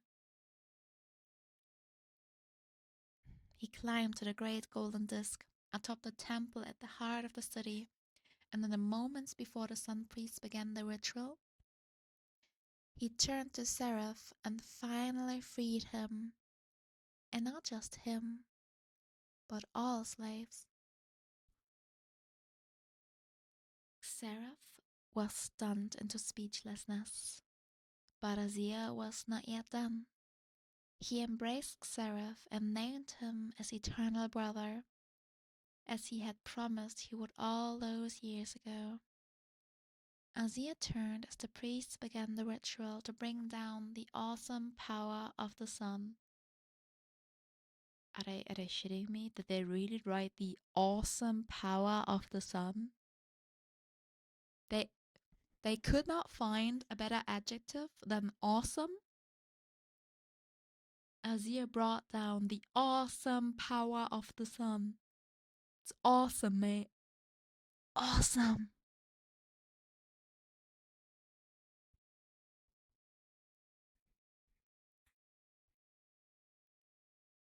Azir was unaware that Xerath had studied more than just history and philosophy in his quest for knowledge. He had learned the dark arts of sorcery, all the while nursing a desire for freedom that had grown like a cancer into burning hatred. At the height of the ritual, the former slave unleashed his powers, and Azir was blasted from his place on the dais. Without the protection of the runic circle, Azir was consumed by the sun's fire as Xerath took his place. The light filled Xerath with power, and he roared as his mortal body began to transform. What?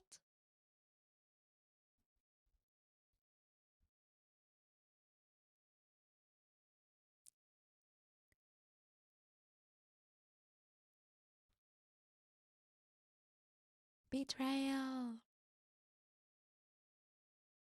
I mean, maybe Xerath saved his life in a way? In a roundabout way?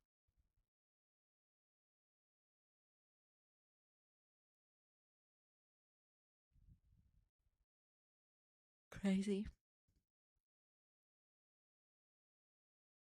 But the magic of the ritual was not intended for Xerath, and such awesomely I'm sorry.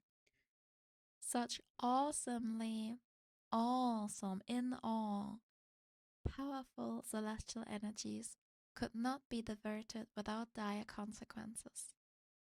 The power of the ascension ritual exploded outward, devastating Shurima and laying waste to the city. Its people burned to ash, and its towering palaces fell to ruin as the desert sands rose up to swallow the city. The sun disk sank from the sky, and what had taken centuries to build was brought to ruin in an instant by one man's ambition and another's misplaced hatred. All that remained of Azir City with sunken ruins and echoes of its people's screams on the night winds. Azir saw none of this. For him, all was nothingness. His last memories were of pain and fire. He knew nothing of what befell him atop the temple, nor what became of his empire. He remained lost in timeless oblivion. Thousands of years after Shurima's doom, the blood of his last descendant spilled onto the temple ruins and resurrected him. Azir was reborn, but was yet incomplete. His body little more than animate dust given form, held together by the last vestiges of his indomitable will. Gradually resuming his corporal form, Azir stumbled through the ruins and came across the corpse of a woman with a treacherous knife wound in her back. He did not know her, but saw in her features the distant echo of his bloodline. All thoughts of empires and power were forgotten as he lifted this daughter of Shurima and bore her to what had once been the oasis of the dawn. The oasis was empty and dry, but with every step Azir took, clear water began filling the rocky basin.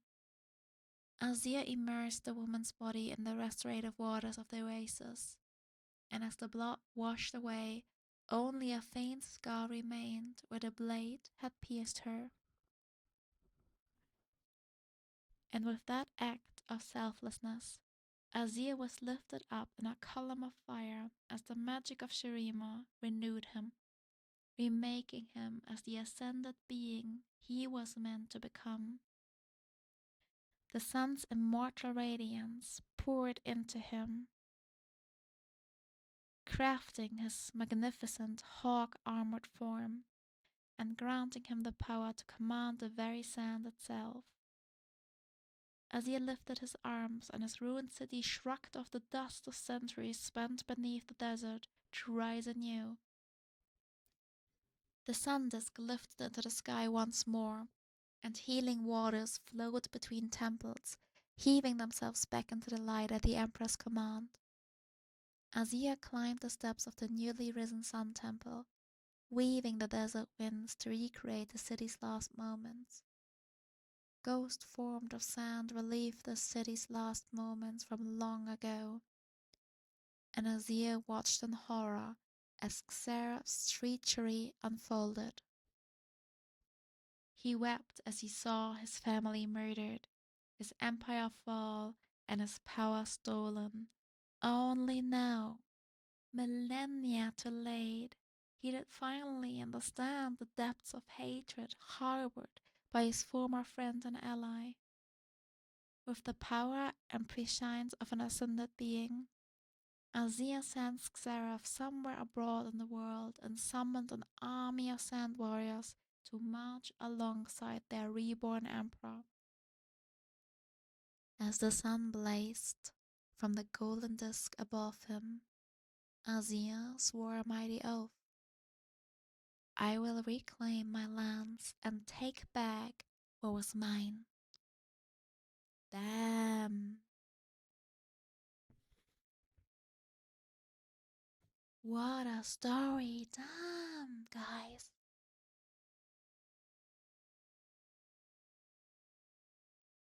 Crazy.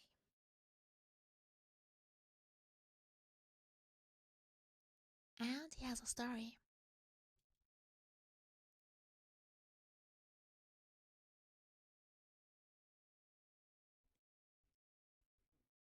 That was wild. It was a little bit obvious though, like the thing with Xerath. Really sad though, like I don't get why like after he freed them and called him his brother, that seems a bit shitty. No wonder I don't like Xerath in game either. I'm kind of curious to see when we hit Xerath's lore how similar it will be. Because they grew up together, so it shouldn't be much different. Like, we probably just get, like, his point of view. Xerath would steal candy from a baby. You say this is madness. A little bit.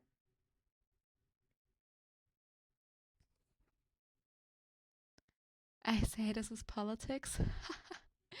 True. There's a cinematic for this lore too. Oh, cool. We should watch it. Well, let's see a story. Arisen. Azir walked the gold-paved Emperor's Way.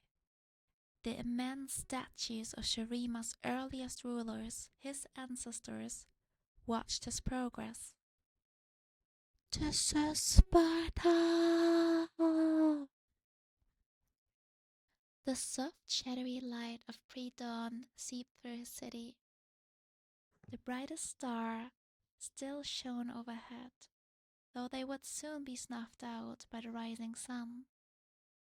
The night sky was not as Azir remembered it. The stars and the constellations were misaligned. Millennia had passed. I used to hear this is Sparta as fish, fish, hot dog? What? I think you should clean your ears, Kier.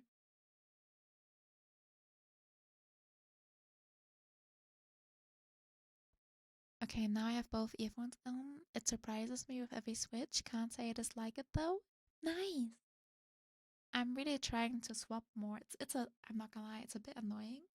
And I hope you don't, like, I hope it doesn't bother you guys. But I am,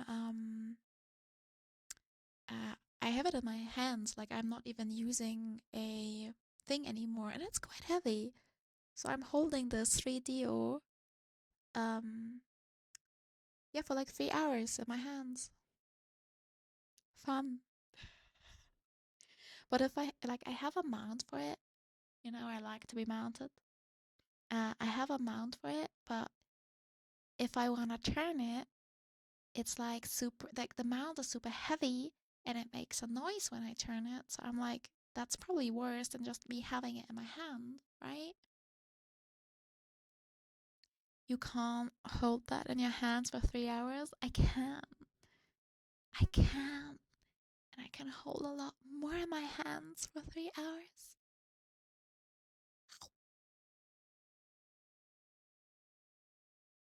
And I'm banned on TikTok again. Go off the mic for your pleasure. Yeah. Hi, Robo. Yes, girl, we know you like to be mounted. Especially by Leon Sexy Kennedy. Yeah. He can mount me anytime.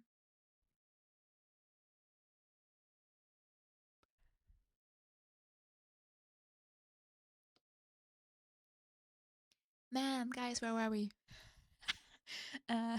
Millennia had passed and such shit. With every step, Azir's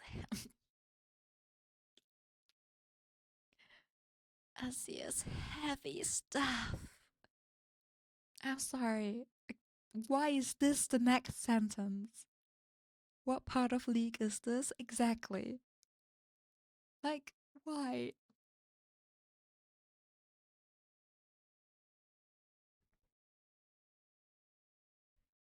With every step, Azir's heavy staff of office struck a lonely note echoing through the capital's empty streets. Tell us of his heavy staff. I mean, he was a player, guys. He's a player. Remember, he's a player. He has a harem, guys. He probably knows how to use his heavy stuff. You thought about that? Heavy staff of justice. When last he had walked this path, an honor guard of 10,000 elite warriors had marched in his wake, and the cheers of the crowd had shaken the city. It was to have been this moment of glory. Yet it had been stolen from him. Now it was a city of ghosts. What had become of his people? Justice for all? Hold on, you want the heavy stuff as well?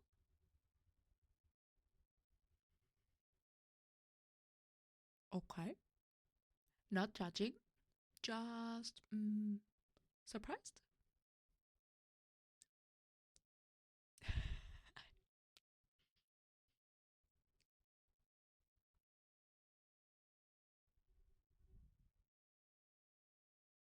Ah, true. Wanna show it to me?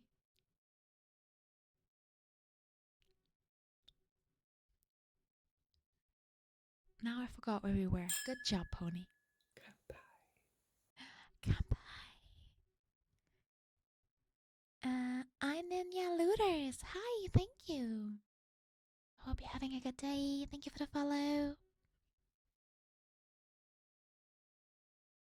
Shiny. I'm so shiny. A ninja. Yeah.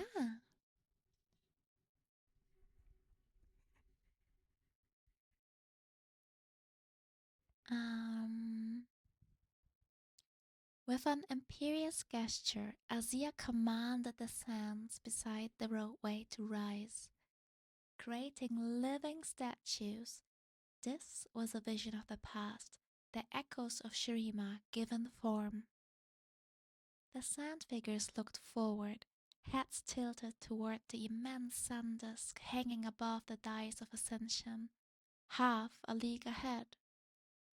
It hung there still, declaring the glory and power of Azir's empire, though no one remained to see it. The daughter of Shurima, who awakened him, she who bore his lineage, was gone. He sensed her out in the desert. Blood bound them together.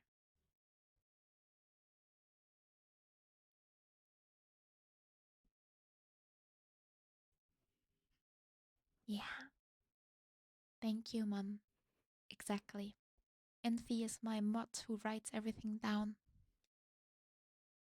So it's perfect that way.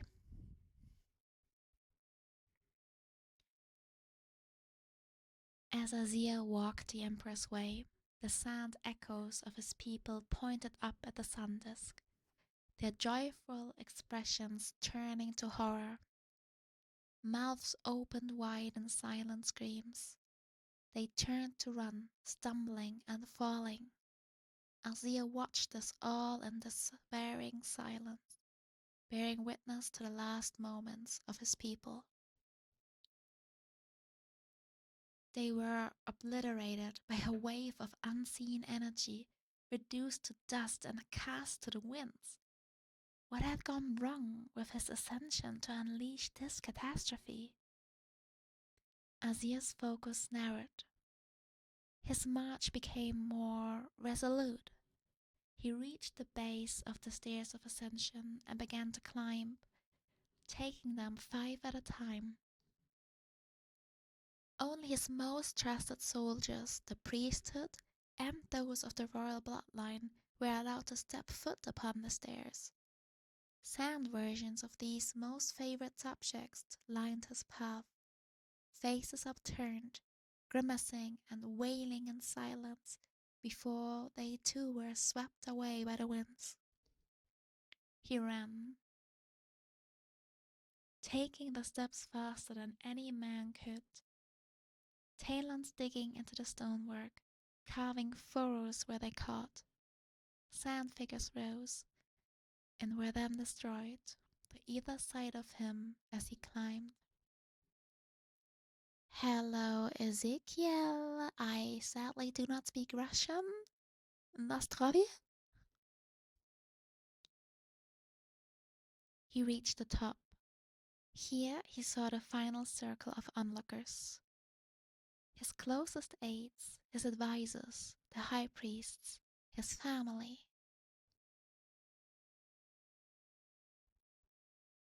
Azir dropped to his knees.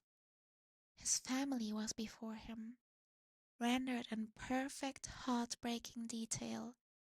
His wife, heavy with child, his shy daughter clutching his wife's hand, his son standing tall on the brink of becoming a man. In horror, Azir saw their expression change. Though he knew what was to come, he could not look away. His daughter hid her face in the folds of his wife's dress. His son reached for his sword, shouting in defiance. His wife, her eyes widened, sorrow and despair writ within.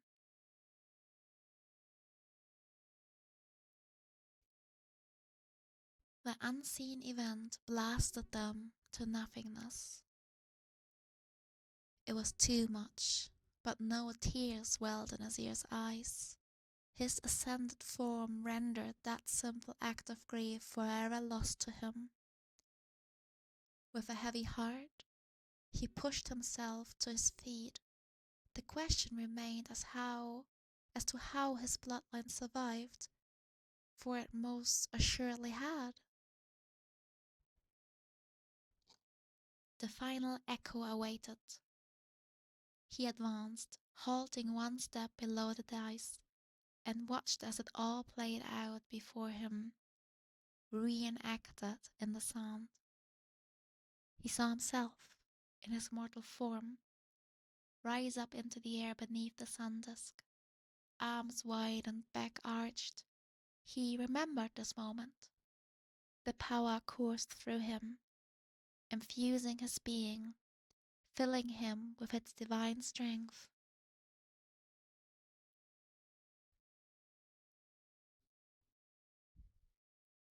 A newcomer formed in the sand, his trusted bondsman, his magus, Xerath. His friend uttered a silent word. Azir watched himself shatter like glass, exploding into motes of sound. Xerath, breathed Azir. Thank you, Uncle. I'm not cute. No. Excuse me.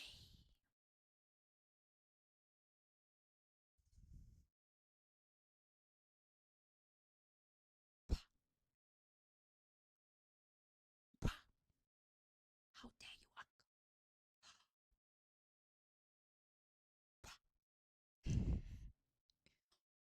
Oh yeah, gimme. Haven't eaten today yet. Give me that finger. The trader's expression was unknowable, but Azir could see nothing but the face of Thank you. Where did such hate come from? Azir had never been aware of it. The sand image of Xerath rose higher into the air as the sun disk energies focused into his being. A cadre of elite guards rushed towards him, but they were all far too late. A brutal shockwave of sand flared out, disintegrating the final moment of Shurima. Azir stood alone among the dying echoes of his past. This is what killed his people. Azir turned away, just as the first rays of the new dawn struck the sun disk overhead. He'd seen enough. The sound image of the transformed Xerath collapsed behind him. The dawn sun reflected blindingly off Azia's flawless golden armor. In that instant, he knew that the traitor still lived. He sensed that Magus' essence in the air that he breathed. Azia lifted a hand, and an army of his elite warriors rose from the sands at the base of the stairs of ascension. Xerath, he said, his voice tinged with rage. Your crimes will not go unpunished. Yeah, let's go. We hate Xerath in this house.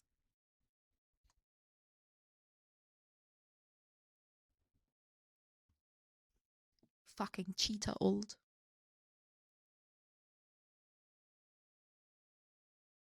Yeah, I had no idea that his you could say he's an angry bird.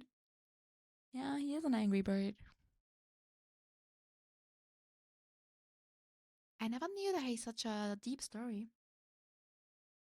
I don't know. I just thought he's like an Egyptian goddess, you know? Because he has the bird features. The bird. Bird's not real. Birds are not real. Bard! Oh my god, we made it to B! Bitch, I can't believe it. We made it to B. B. And we're starting with Bard.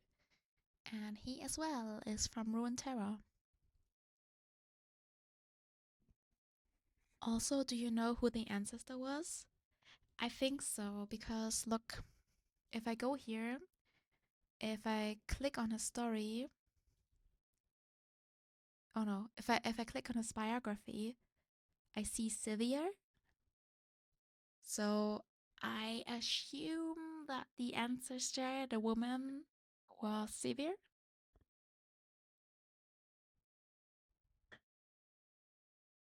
Am I right?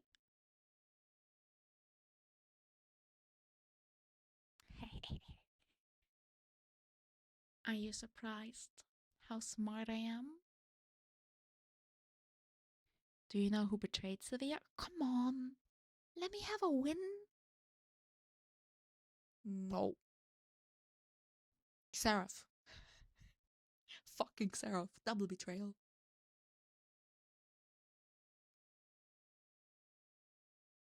Oh, Cassiopeia. Because they are sisters or something, right? Aren't they? No, who's sisters? I forgot. Well, we'll learn. We'll learn. That's why we're reading this.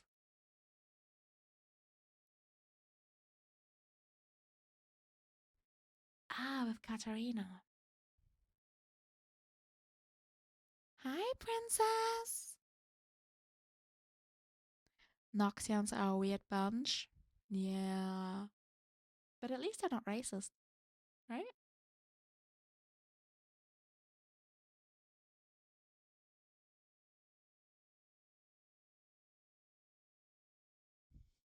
Huh?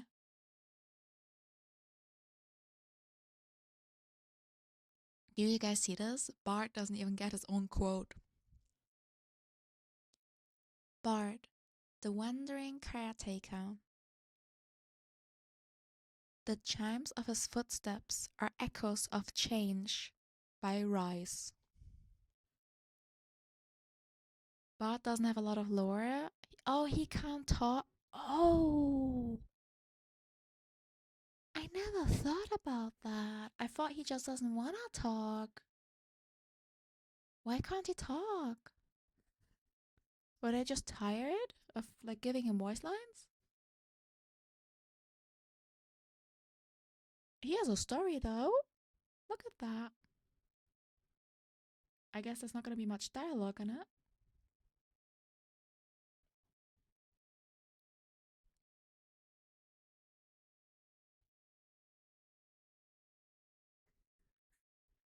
Bart, the wandering caretaker.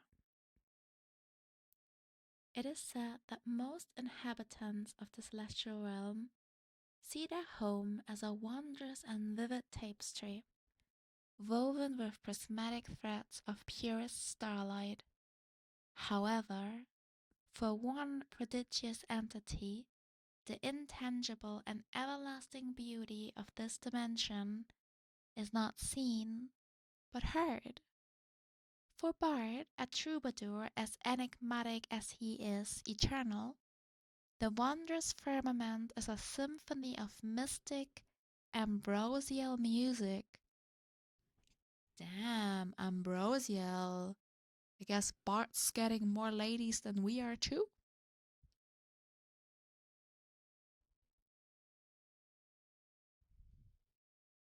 Pretty sure it's explained. They made a movie about a mute main character, had many in-hit voice lines. Ah.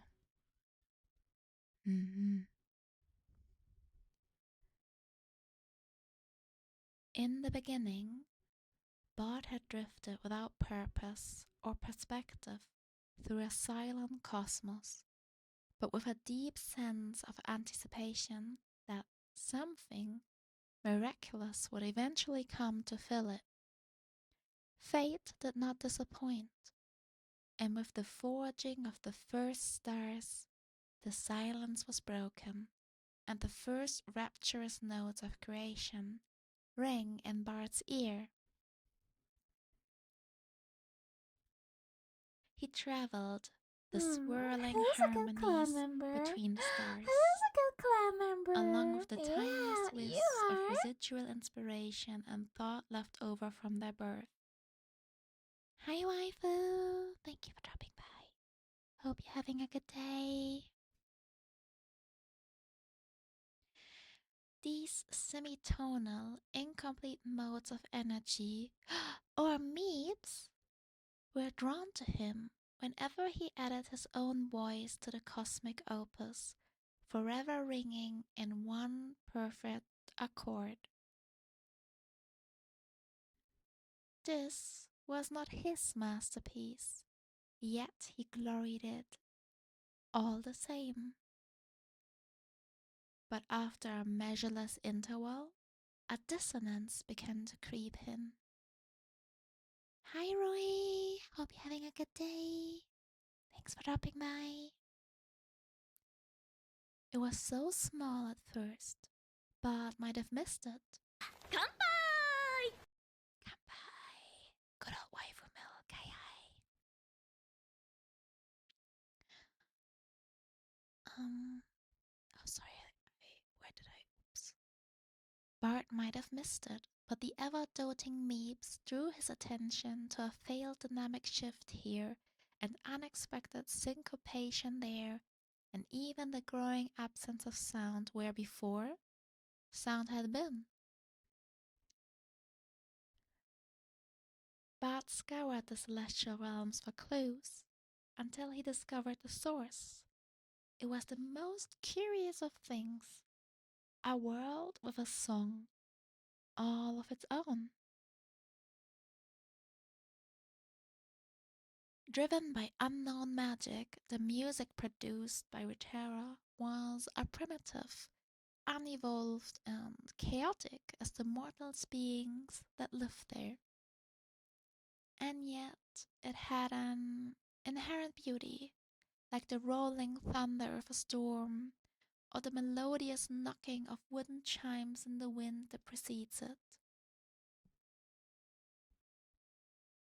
Bard would have merely appreciated it for what it was, but unfortunately this particular song had gone far beyond a mere counterpoint to the celestial whole, and was becoming destructive. Something had to be done. Touching down in the first lands of Ionia, Bard and his attendant Meeps crossed into the material realm. All at once his ears became like eyes, and he fashioned himself a simple body from the trinkets and fabrics of a traveling shawm player's wagon, including a beguiling mask, circular with 3 holes in the face.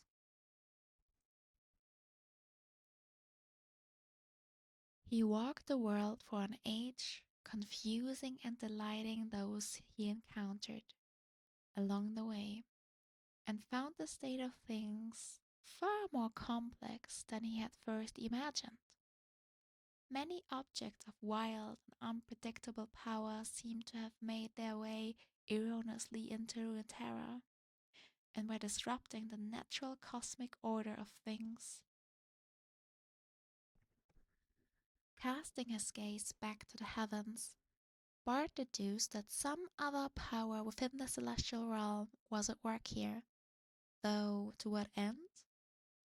He could not guess.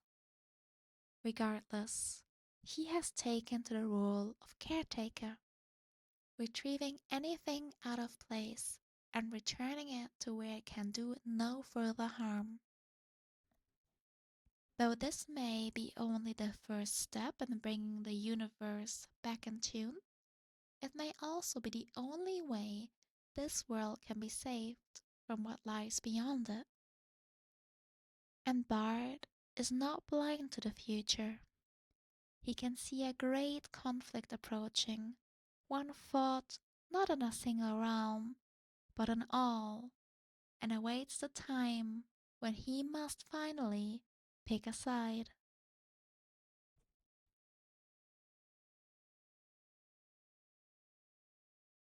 Okay, so Bard is another godlike being? I had no idea. I thought it was just a weird uncle. Not like our uncle. Much weirder.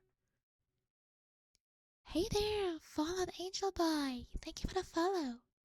Hope you're having a good day.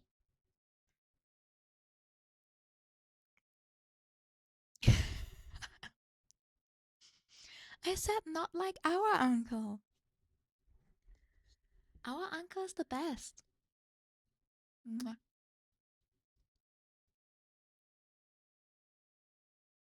He has a story though. Oh wow, look at the art piece. That is so pretty.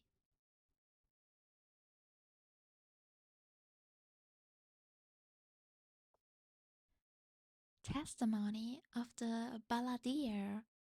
Shikanoko Shikanoko. By Marcus Terrell Smith.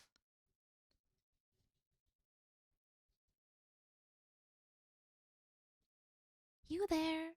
Yes, you. You look like a fine Demasian, right? With working ears. One who might stay a stretch and heed the warnings of an old man who has seen the impossible. I'm on a quest, you see, at the bidding of the wandering caretaker. And you can help. I must retrieve, well, it's best that I explain. Come now, don't shy away, hear my tale, which is entirely true. I was first awoken by the clanging of bells, my mother's 200-year-old wind chimes screaming outside beyond my window. She thought she was quite clever, my mother, convincing me their summer song would signal the coming of warm and sunny days. Even at my age, I can only count a handful of pleasant seasons in Valor's Hollow. Ha! An adolescence marred by the endless chopping of firewood can attest to that. The night I speak of was no exception. A winter storm was raging. I jumped to my feet when my door burst open and a rush of freezing wind filled my room. After scrambling to sheath my trembling body in the thickest furs I owned, I made my way to the door, ready to slam it shut. But I hesitated. My mother's chimes were still screaming in the wind. Though they mostly stirred memories of my harsh and laborious upbringing, they provided me with a sense of connection to her. I should not risk losing them, or worse, suffer no sleep from their incessant wailing. Don't get me wrong, the chimes did have a certain appeal. Stories of how they came into my family's possession told of an incredible destiny and a celebrated past. They were forged from ingot, war metals, some of the rarest in the Freljord. Whenever a battle had been lost and won, the collectors, my poor but resourceful ancestors, entered the battlefield and retrieved what had been left to rust in the blood-stained snow. "How much ingot was out there, Mother?" I asked once as she gushed about ancient times. "Centuries of it," she replied. "What did the collectors do with it all?" "Sold it to the Winter's Claw," she said, shrugging, "who made more weapons for wars to come." Then she paused for a moment and smiled as her chimes began to sing. "But there was always a little we kept for ourselves, to make instruments of life, not death." Indeed, those precious chimes were instruments that brought wonderful music to our land. Good fortune in bad times, she told me. I prayed for that fortune when she fell ill, but it never came. The wandering caretaker was more concerned with his own wonderful music than helping the infirm, and I was left with her infernal chimes to remember them both by. I digress. Taking a deep breath, I pushed my way outside, but I was halted by an impossible sight. Floating in front of me, unaffected by the storm, was a small translucent creature. Without wings or arms to hold it in place, it hung there, as if some eldritch magic had nailed it to a block of air. Two glowing white eyes like torches were affixed to its orbit's head, and three twinkling stars in its belly began to churn and flicker. To my surprise, one of my mother's chimes responded, and, like a child's arm, it reached back to the shimmering creature, adopting its starry glow. But then, the chime cracked, and I heard its summer song deform. A fissure that was made etched its way up the chime's side, and specks of gold light were drawn out from within it, as if certain materials that composed it were being stolen away. Those were not lights the thing was stealing. They were my mother's tears, falling as this beloved yet irritating heirloom was quickly being destroyed. I would not let that happen. So I leaped into the blizzard and took hold of the chime. At its touch, I heard the blast of a horn in the distance. Why, I was not sure. I pulled back with all my might, but the creature's magic was too strong to overcome. And worse, I felt my entire body jerk skyward and my feet left the ground. Soon I was hurling into the heavens, towed into the clouds by the befouled moppet. Crack! Another break scribbled its way down the chime. Then I saw something taking shape in the space between us. A shard, a piece of a whole, was materializing. Believing it would be the only thing to save me, I grasped it. As I reached, I glanced back to the wicked creature, only to realize that it had disappeared. In its place, hovering before me in all his mystic glory, was the wandering caretaker. It had taken an entire lifetime of prayer for him to appear, and, as my mother had promised, the chimes brought him forth. The bard seemed to stare back at me, into me, curious of my being there. But it was too late to explain.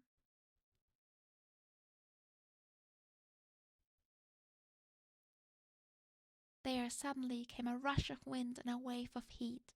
I felt my arm stretched the length of a vine. My body followed, spinning and twisting as I was being taken away somewhere, an otherworldly place.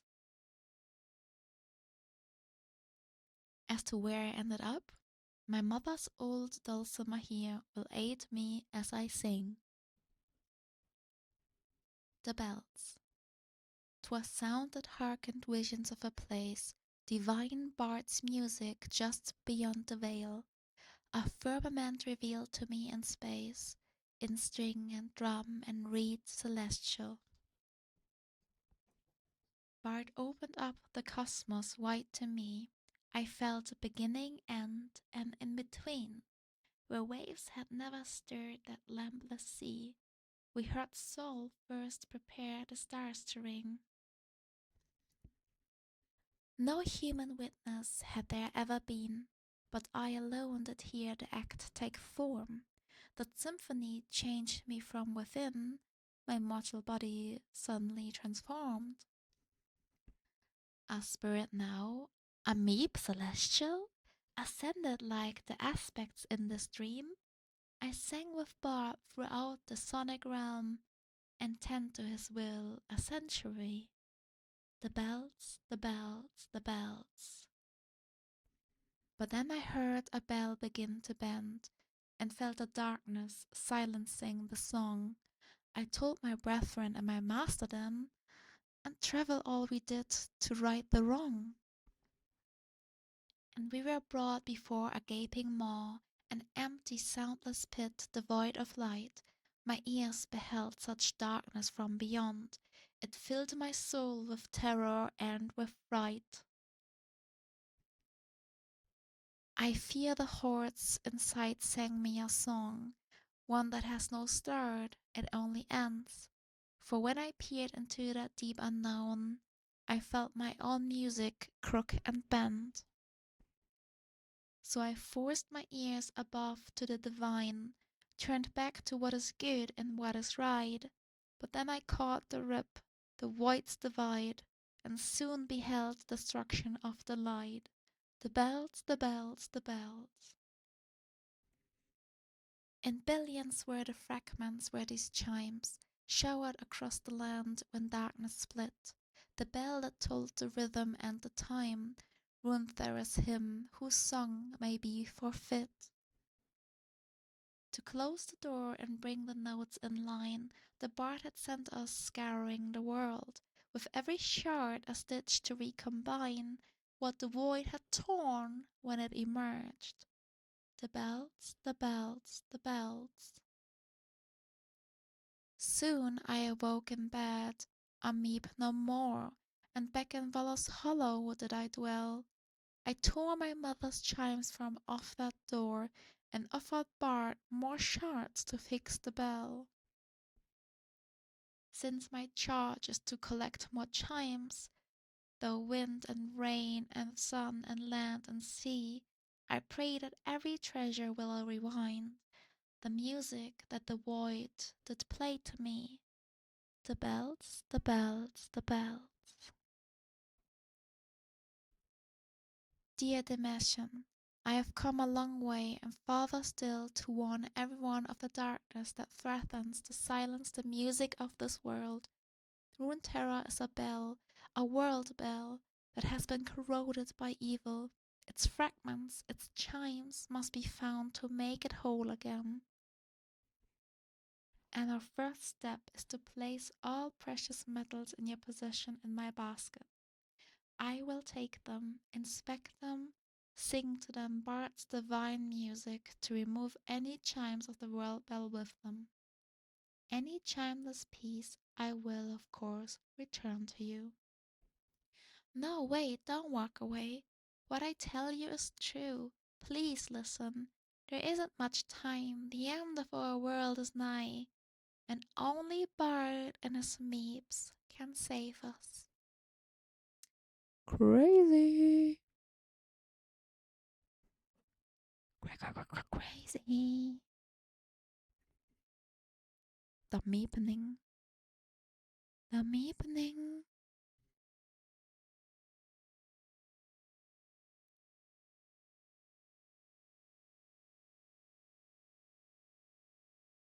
Oh, I think we have our first white character now. Belweth, which I absolutely know nothing about. I don't even know her abilities.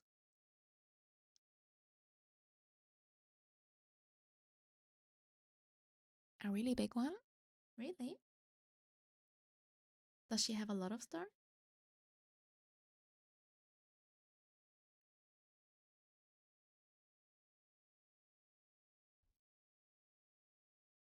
Belweth, the Empress of the Void. Ooh! This world will not be forgotten. I will replace it, a child devouring its parent.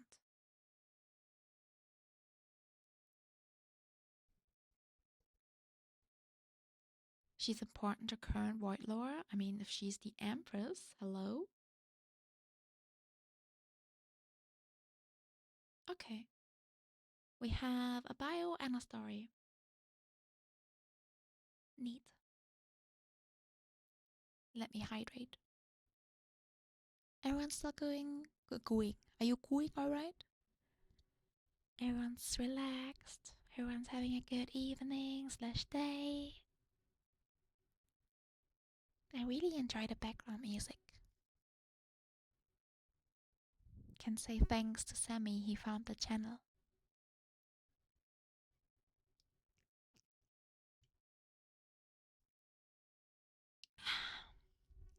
Nice. Let's go.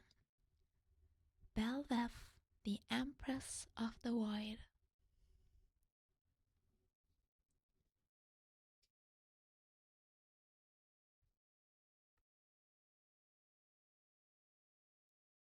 Fascinated by the world of existence and eager to create one for herself, Belveth is like a dark cancer that has metastasized within the heart of the void, through which all of Runeterra will be consumed and rebuilt in her own twisted image. She hungers for new experiences, memories, and concepts in vast amounts, devouring whole cities and their populations before repurposing the information into a sprawling alien landscape known as the Lavender Sea.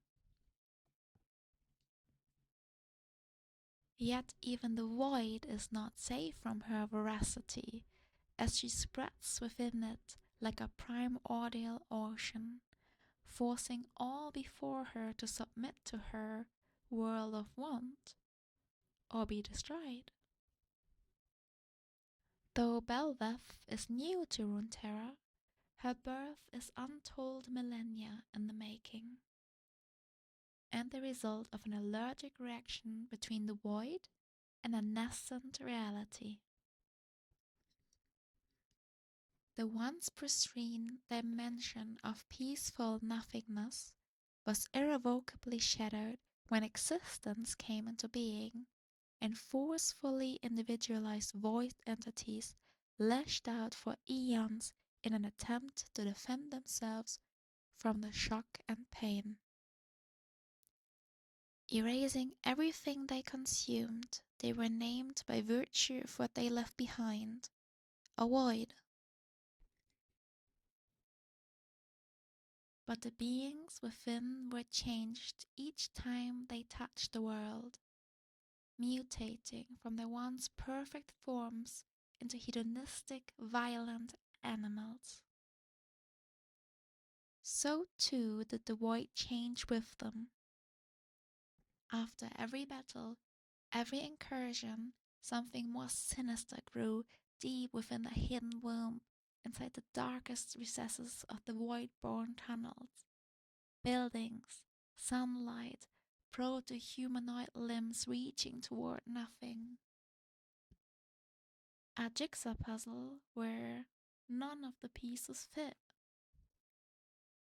The void had taken a new hideous image, in time fueled both by humans opening rifts for war and the Watchers attempting to invade the Freljord This blasphemous pocket of uncreation grew to embrace the opposites of the old void: desire, want, and need. Soon enough, it craved a leader, someone or something who could write a horrific new chapter in the worlds above and below. A leader who could interface with these humans, tell them of what was to come, and harvest their emotions and memories as they fought a bitter, fruitless war until the last fires of civilization died and a new era spawned. This leader is Belweth, a terrifying empress born from the combined memories, experiences, and emotions of an entire devoured port city and its outlying ocean. Belweth's mind contains millions of years of perfectly preserved knowledge, giving her near omniscience as she prepares to destroy both Runeterra and the domain of her progenitors, the Watchers. To those lucky enough to be of strategic value to her, she does not lie, ask questions, nor obfuscate the truth. She simply states the nature of things, for with victory all but assured thanks to the very nature of the void itself, there is no need to say anything more. And to those who displease her, they will find her human form to be merely adaptional. Nerve endings, muscle, eye stalks, as she unfurls her titanic wings to reveal her true, monstrous figure. Ironically, the ancient Sherimans had a word for such a concept, loosely translated to God of Oblivion. It was a tribal myth of a remorseless deity who would erase all things without hatred, replacing them with itself. They named the city of Belveth after it, though the true meaning was lost after many hundreds of years. Lost to all, perhaps save for the creature that city has become. Okay. Damn. The void is basically evolving, right? Crazy. Pinwheel. Let me rehydrate.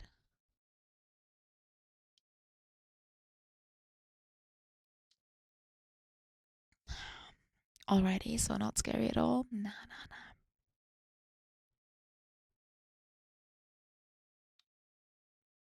Not evil, just uncaring.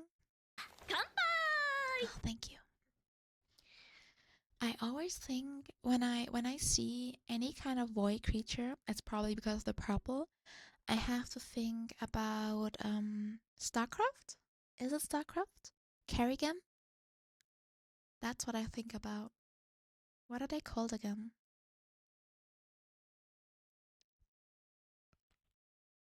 That's what I think about when I think about void creatures. Zerg, yeah. The Zerkies.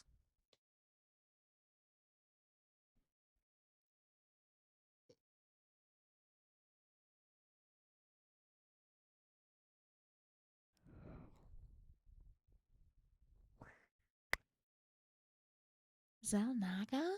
What's Zelnaga? Pinwheel by Jared Rosen. Okay, Kaiser pants, looking up at the shape growing in front, above, and simultaneously all around her. I would Zerg rush into your arms for a hug. Oh, the giant floating space gods. Oh, yeah. See, okay. Can I be honest? I only know Kerrigan because she's hot. I have never played StarCraft, but I know Kerrigan. And do you know why I know Kerrigan? Because they put her in Heroes of the Storm, and I played that. That was like one of my first like Overwatch type of games that I played. And she was hard. But that's why I know about it. I never played it. I'm not smart enough to play StarCraft. You have to be like strategic and stuff. You guys see me play video games. I'm not strategic enough to play StarCraft. I'm not smart enough. I can't even play Animal Crossing. That's too much strategy involved already. All of my people would die. Not enough food, not enough housing. They'd probably start eating each other. One of the reasons I'm not getting Pocopia. I am the touchy type. I am. True, I'm not the thinky type. I am definitely the touchy type. Yeah.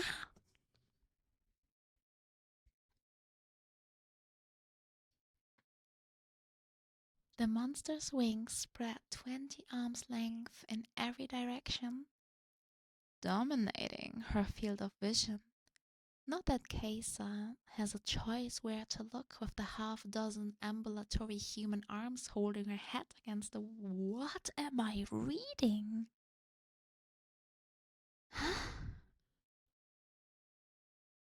The creature's mass continues to expand and fills the ocean of nightmares it calls home. Each glistening tooth now the size of a grown adult and getting bigger? That's what she said.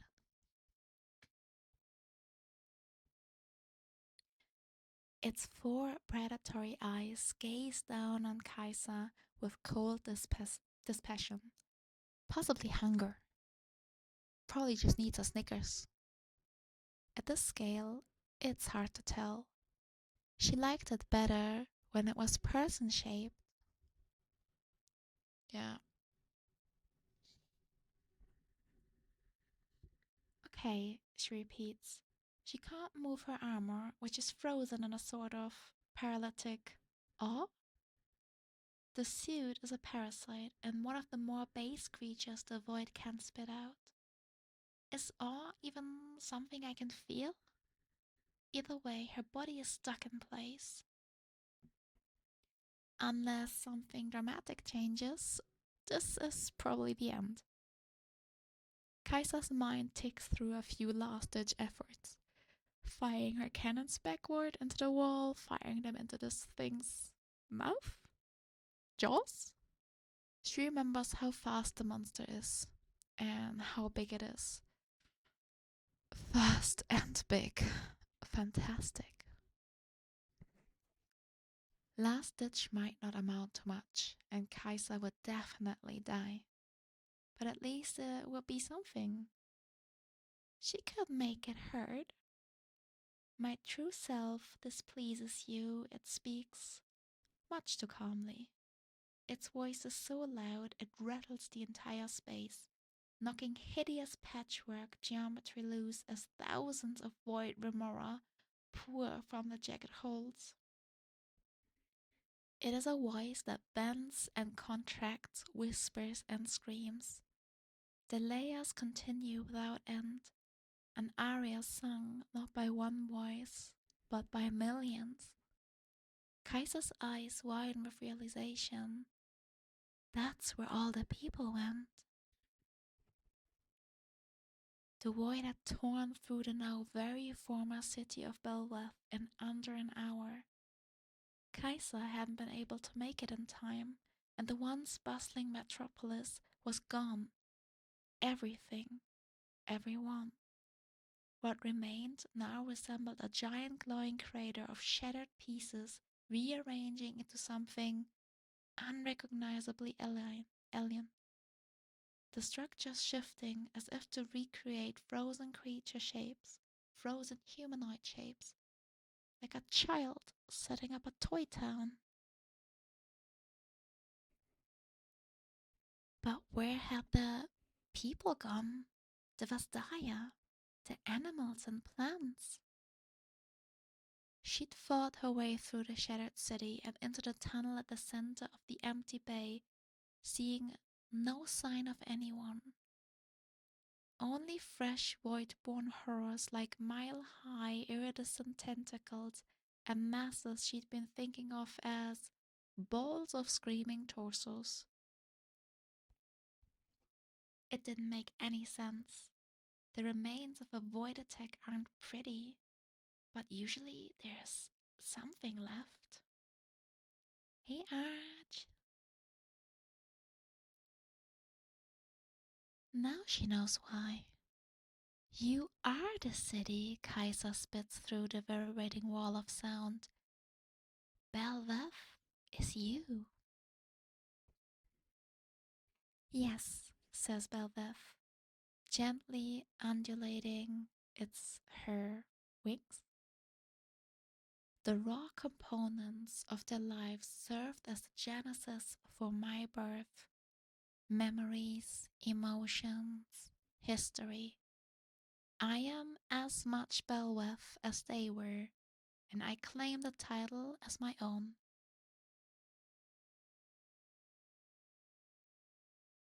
Belveth's titanic body bristled. Golden beams gently dappled the light above her ray-like form, framing the void sea's false sun like the rings of a dying world.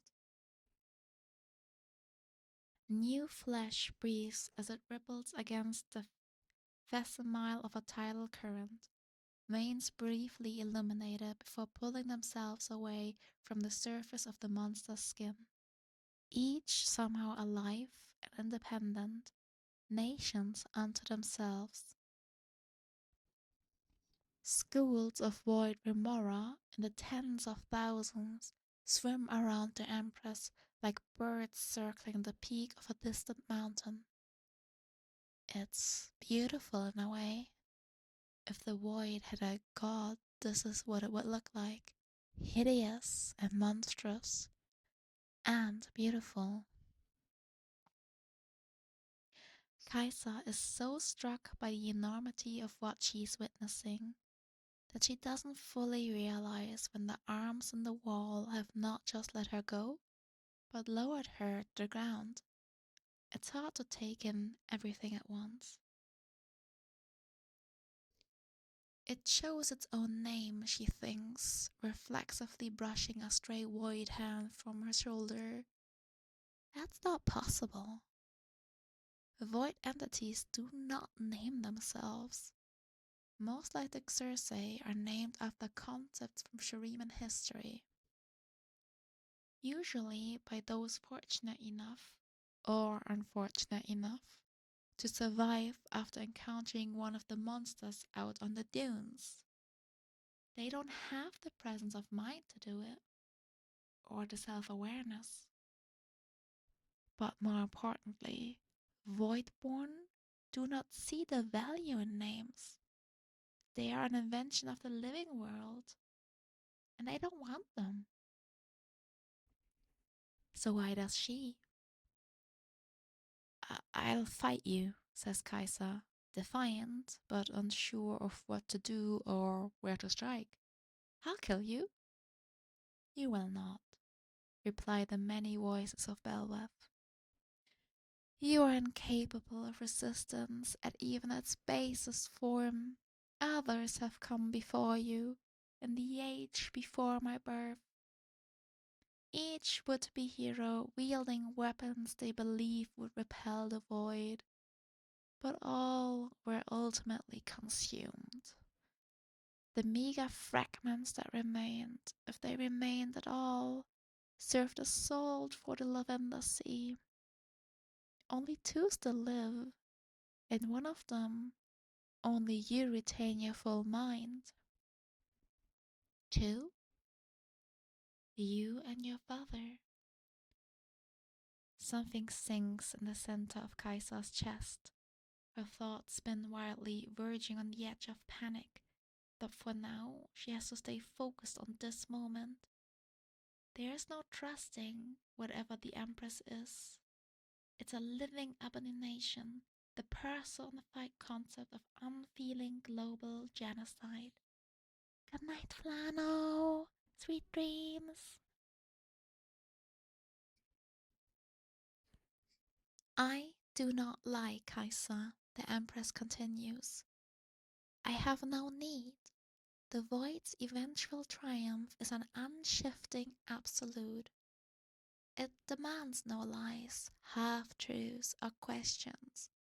Open your mind, and I will show you. Space contracts. Belwef's gigantic body pulls and distorts, retracting into a smaller and now more recognizable shape.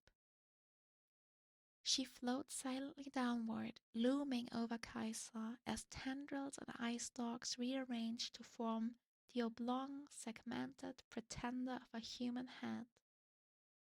Belwef's two faces observe her audience before the creature cloaks herself in her wings, appearing once more as a towering woman of great importance.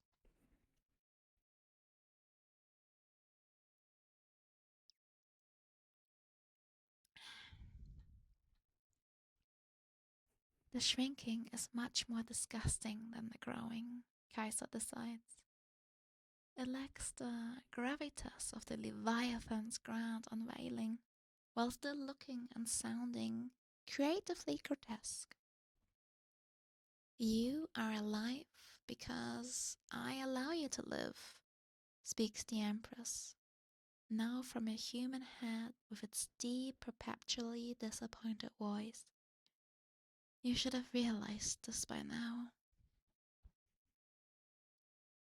Kaisa wants to argue the point, but quickly glances at the 20-meter gash in the ground where a single strike had sent her careening only moments before. Belveth hit so fast that Kaisa wasn't even able to process what had happened. And then the Empress had mutated her proportions over 200 times the original size in under a minute. But she also, presumably, controls the undulating pocket of living hell, the so-called Lavender Sea. She is surrounded by. Not the time to pick a fight.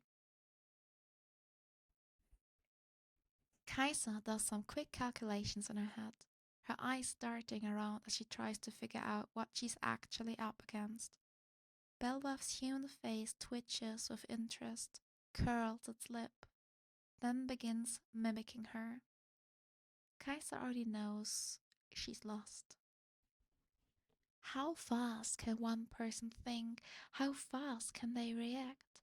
Up against all that combined human biology, all that brain power. And the time it takes even a skilled tactician to formulate a plan. Hundreds of millions of possibilities run through Belva's mind in the span of a single second as she draws from the stolen memories of everything and everyone that has ever passed through the old city. An incalculable number of lives. Every captive opponent faced with an overwhelming enemy since the formation of Runeterra could be snapping in and out of this thing's synaptic awareness. The emotions catalogued, dissected, endlessly fascinated over before Kaisa can even blink.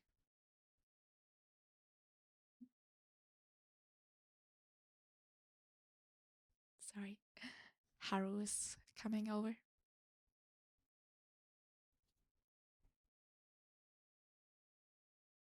So, what happens now? Kaisa allows. What is one answer when your opponent has 1,000? You will follow, says the Empress, turning and floating through patches of thick mutant coral as they bow respectfully out of her way. Kaisa pauses, watching her host glide silently through the chaotic mess of partial buildings ghostly limbs, sewn together as semi-objects, and pearlescent structures in the crude likeness of human being walking through a garden. Great, she thinks. Even by white standards, this is weird. You may ask whatever you like, Belworth adds. Last part gets Kaiser's attention. Right, well, first question.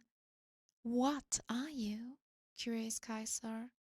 Her arm are now relaxed and mobile as she follows from a safe distance. She brushes aside a floating teddy bear fused with a dozen flapping gull wings and stifles her impulse to gag as the creature struggles against its own loop-sided weight. What is all this? What part of the void do you come from?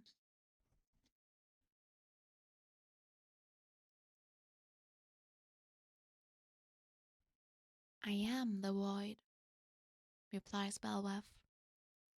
And this is what we will become. Kaiser stammers. But you said you were created from people, the city. You're saying you want to become the city? No, says Belweth. The void has existed for millennia. Before the first stars were kindled in the emptiness beyond this world, we simply were. Perfect, singular, and silent. And then there came the sound.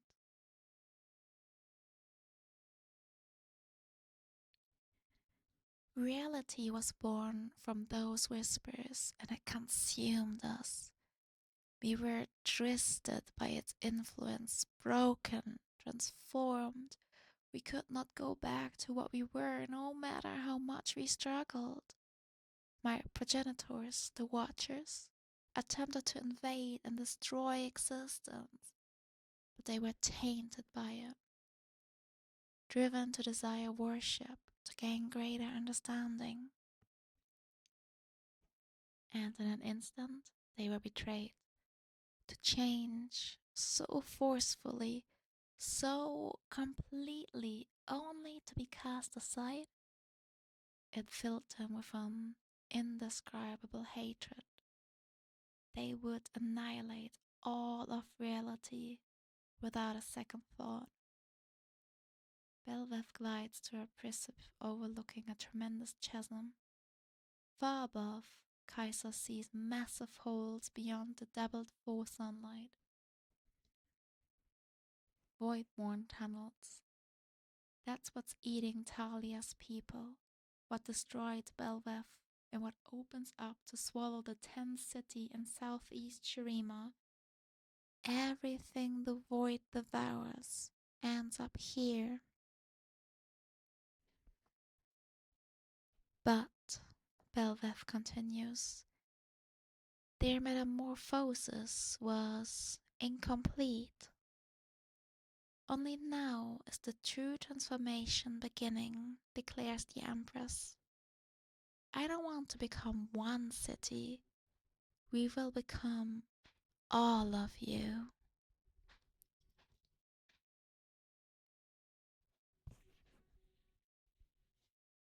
Kaiser reaches the pinnacle of the precipice and gasps. She and Belweth are gazing upon not quite a city, but white corals shaped into a bizarre, seemingly endless tapestry of inverted Shuriman-style buildings. Void Remora School among them, and dark shapes shifting along winding, crooked streets. Nothing is right. Nothing is correct. It's all half finished, like there's not enough information to go on, like all it needs is... Hey Tutelus, thank you for the follow. Hope you're having a good day. No, Kaiser protests, almost to herself.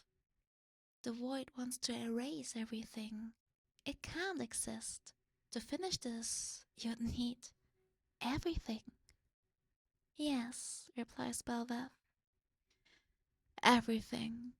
I am the void. I will sup upon your world until there is nothing left, and I will exist, because there is nothing you can do that will stop me.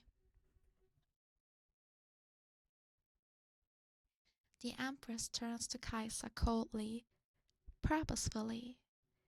I offer you this, daughter of the void. Your world must end for the sake of mine, but those who came before us, the Watchers, I am an affront to them.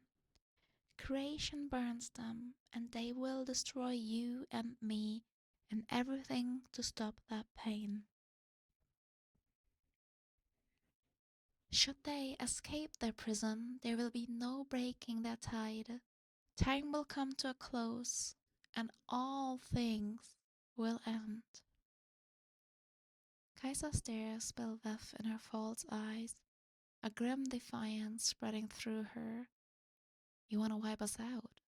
Why would I ever help you do that?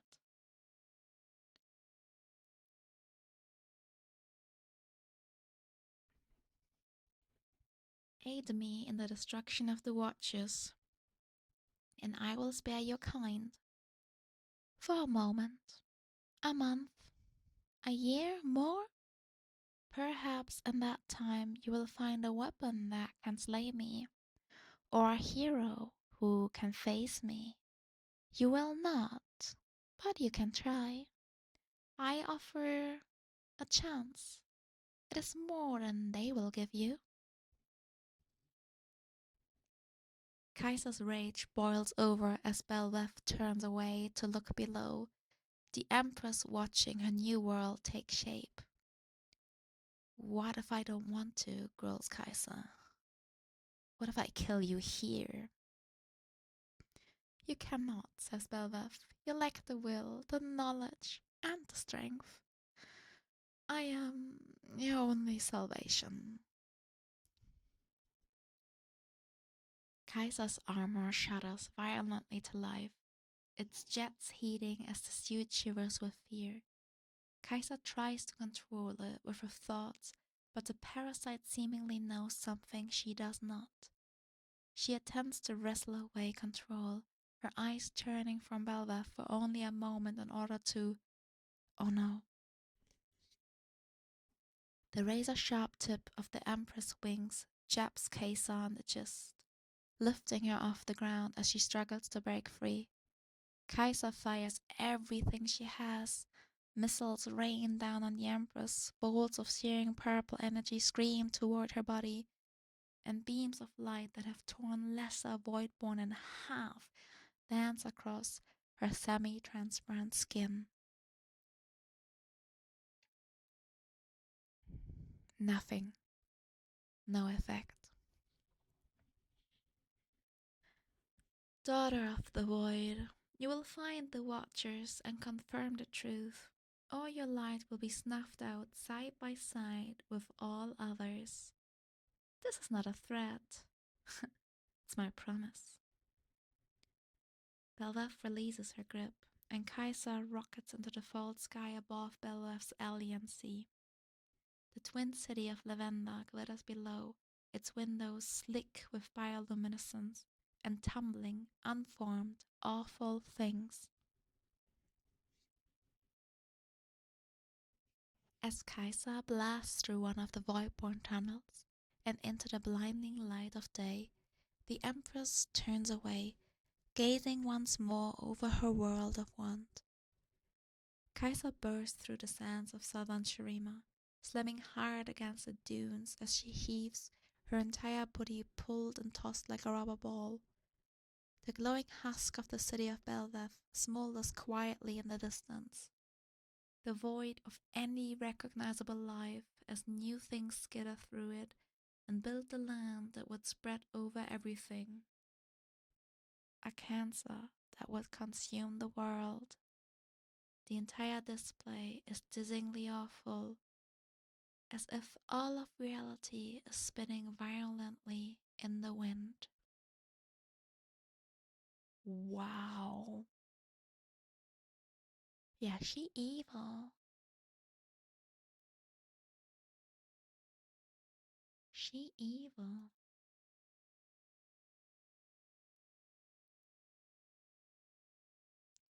Alright, guys. That was Belweth. And it is time for all of us to go to sleep. Yeah, she is the like number one threat. I see.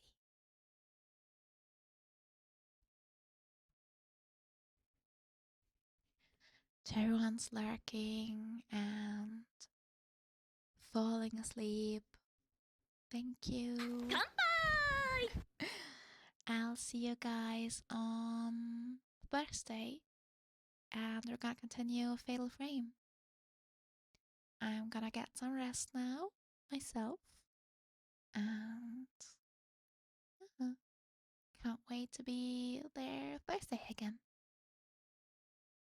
Thank you. Have a good night, everyone. Mwah.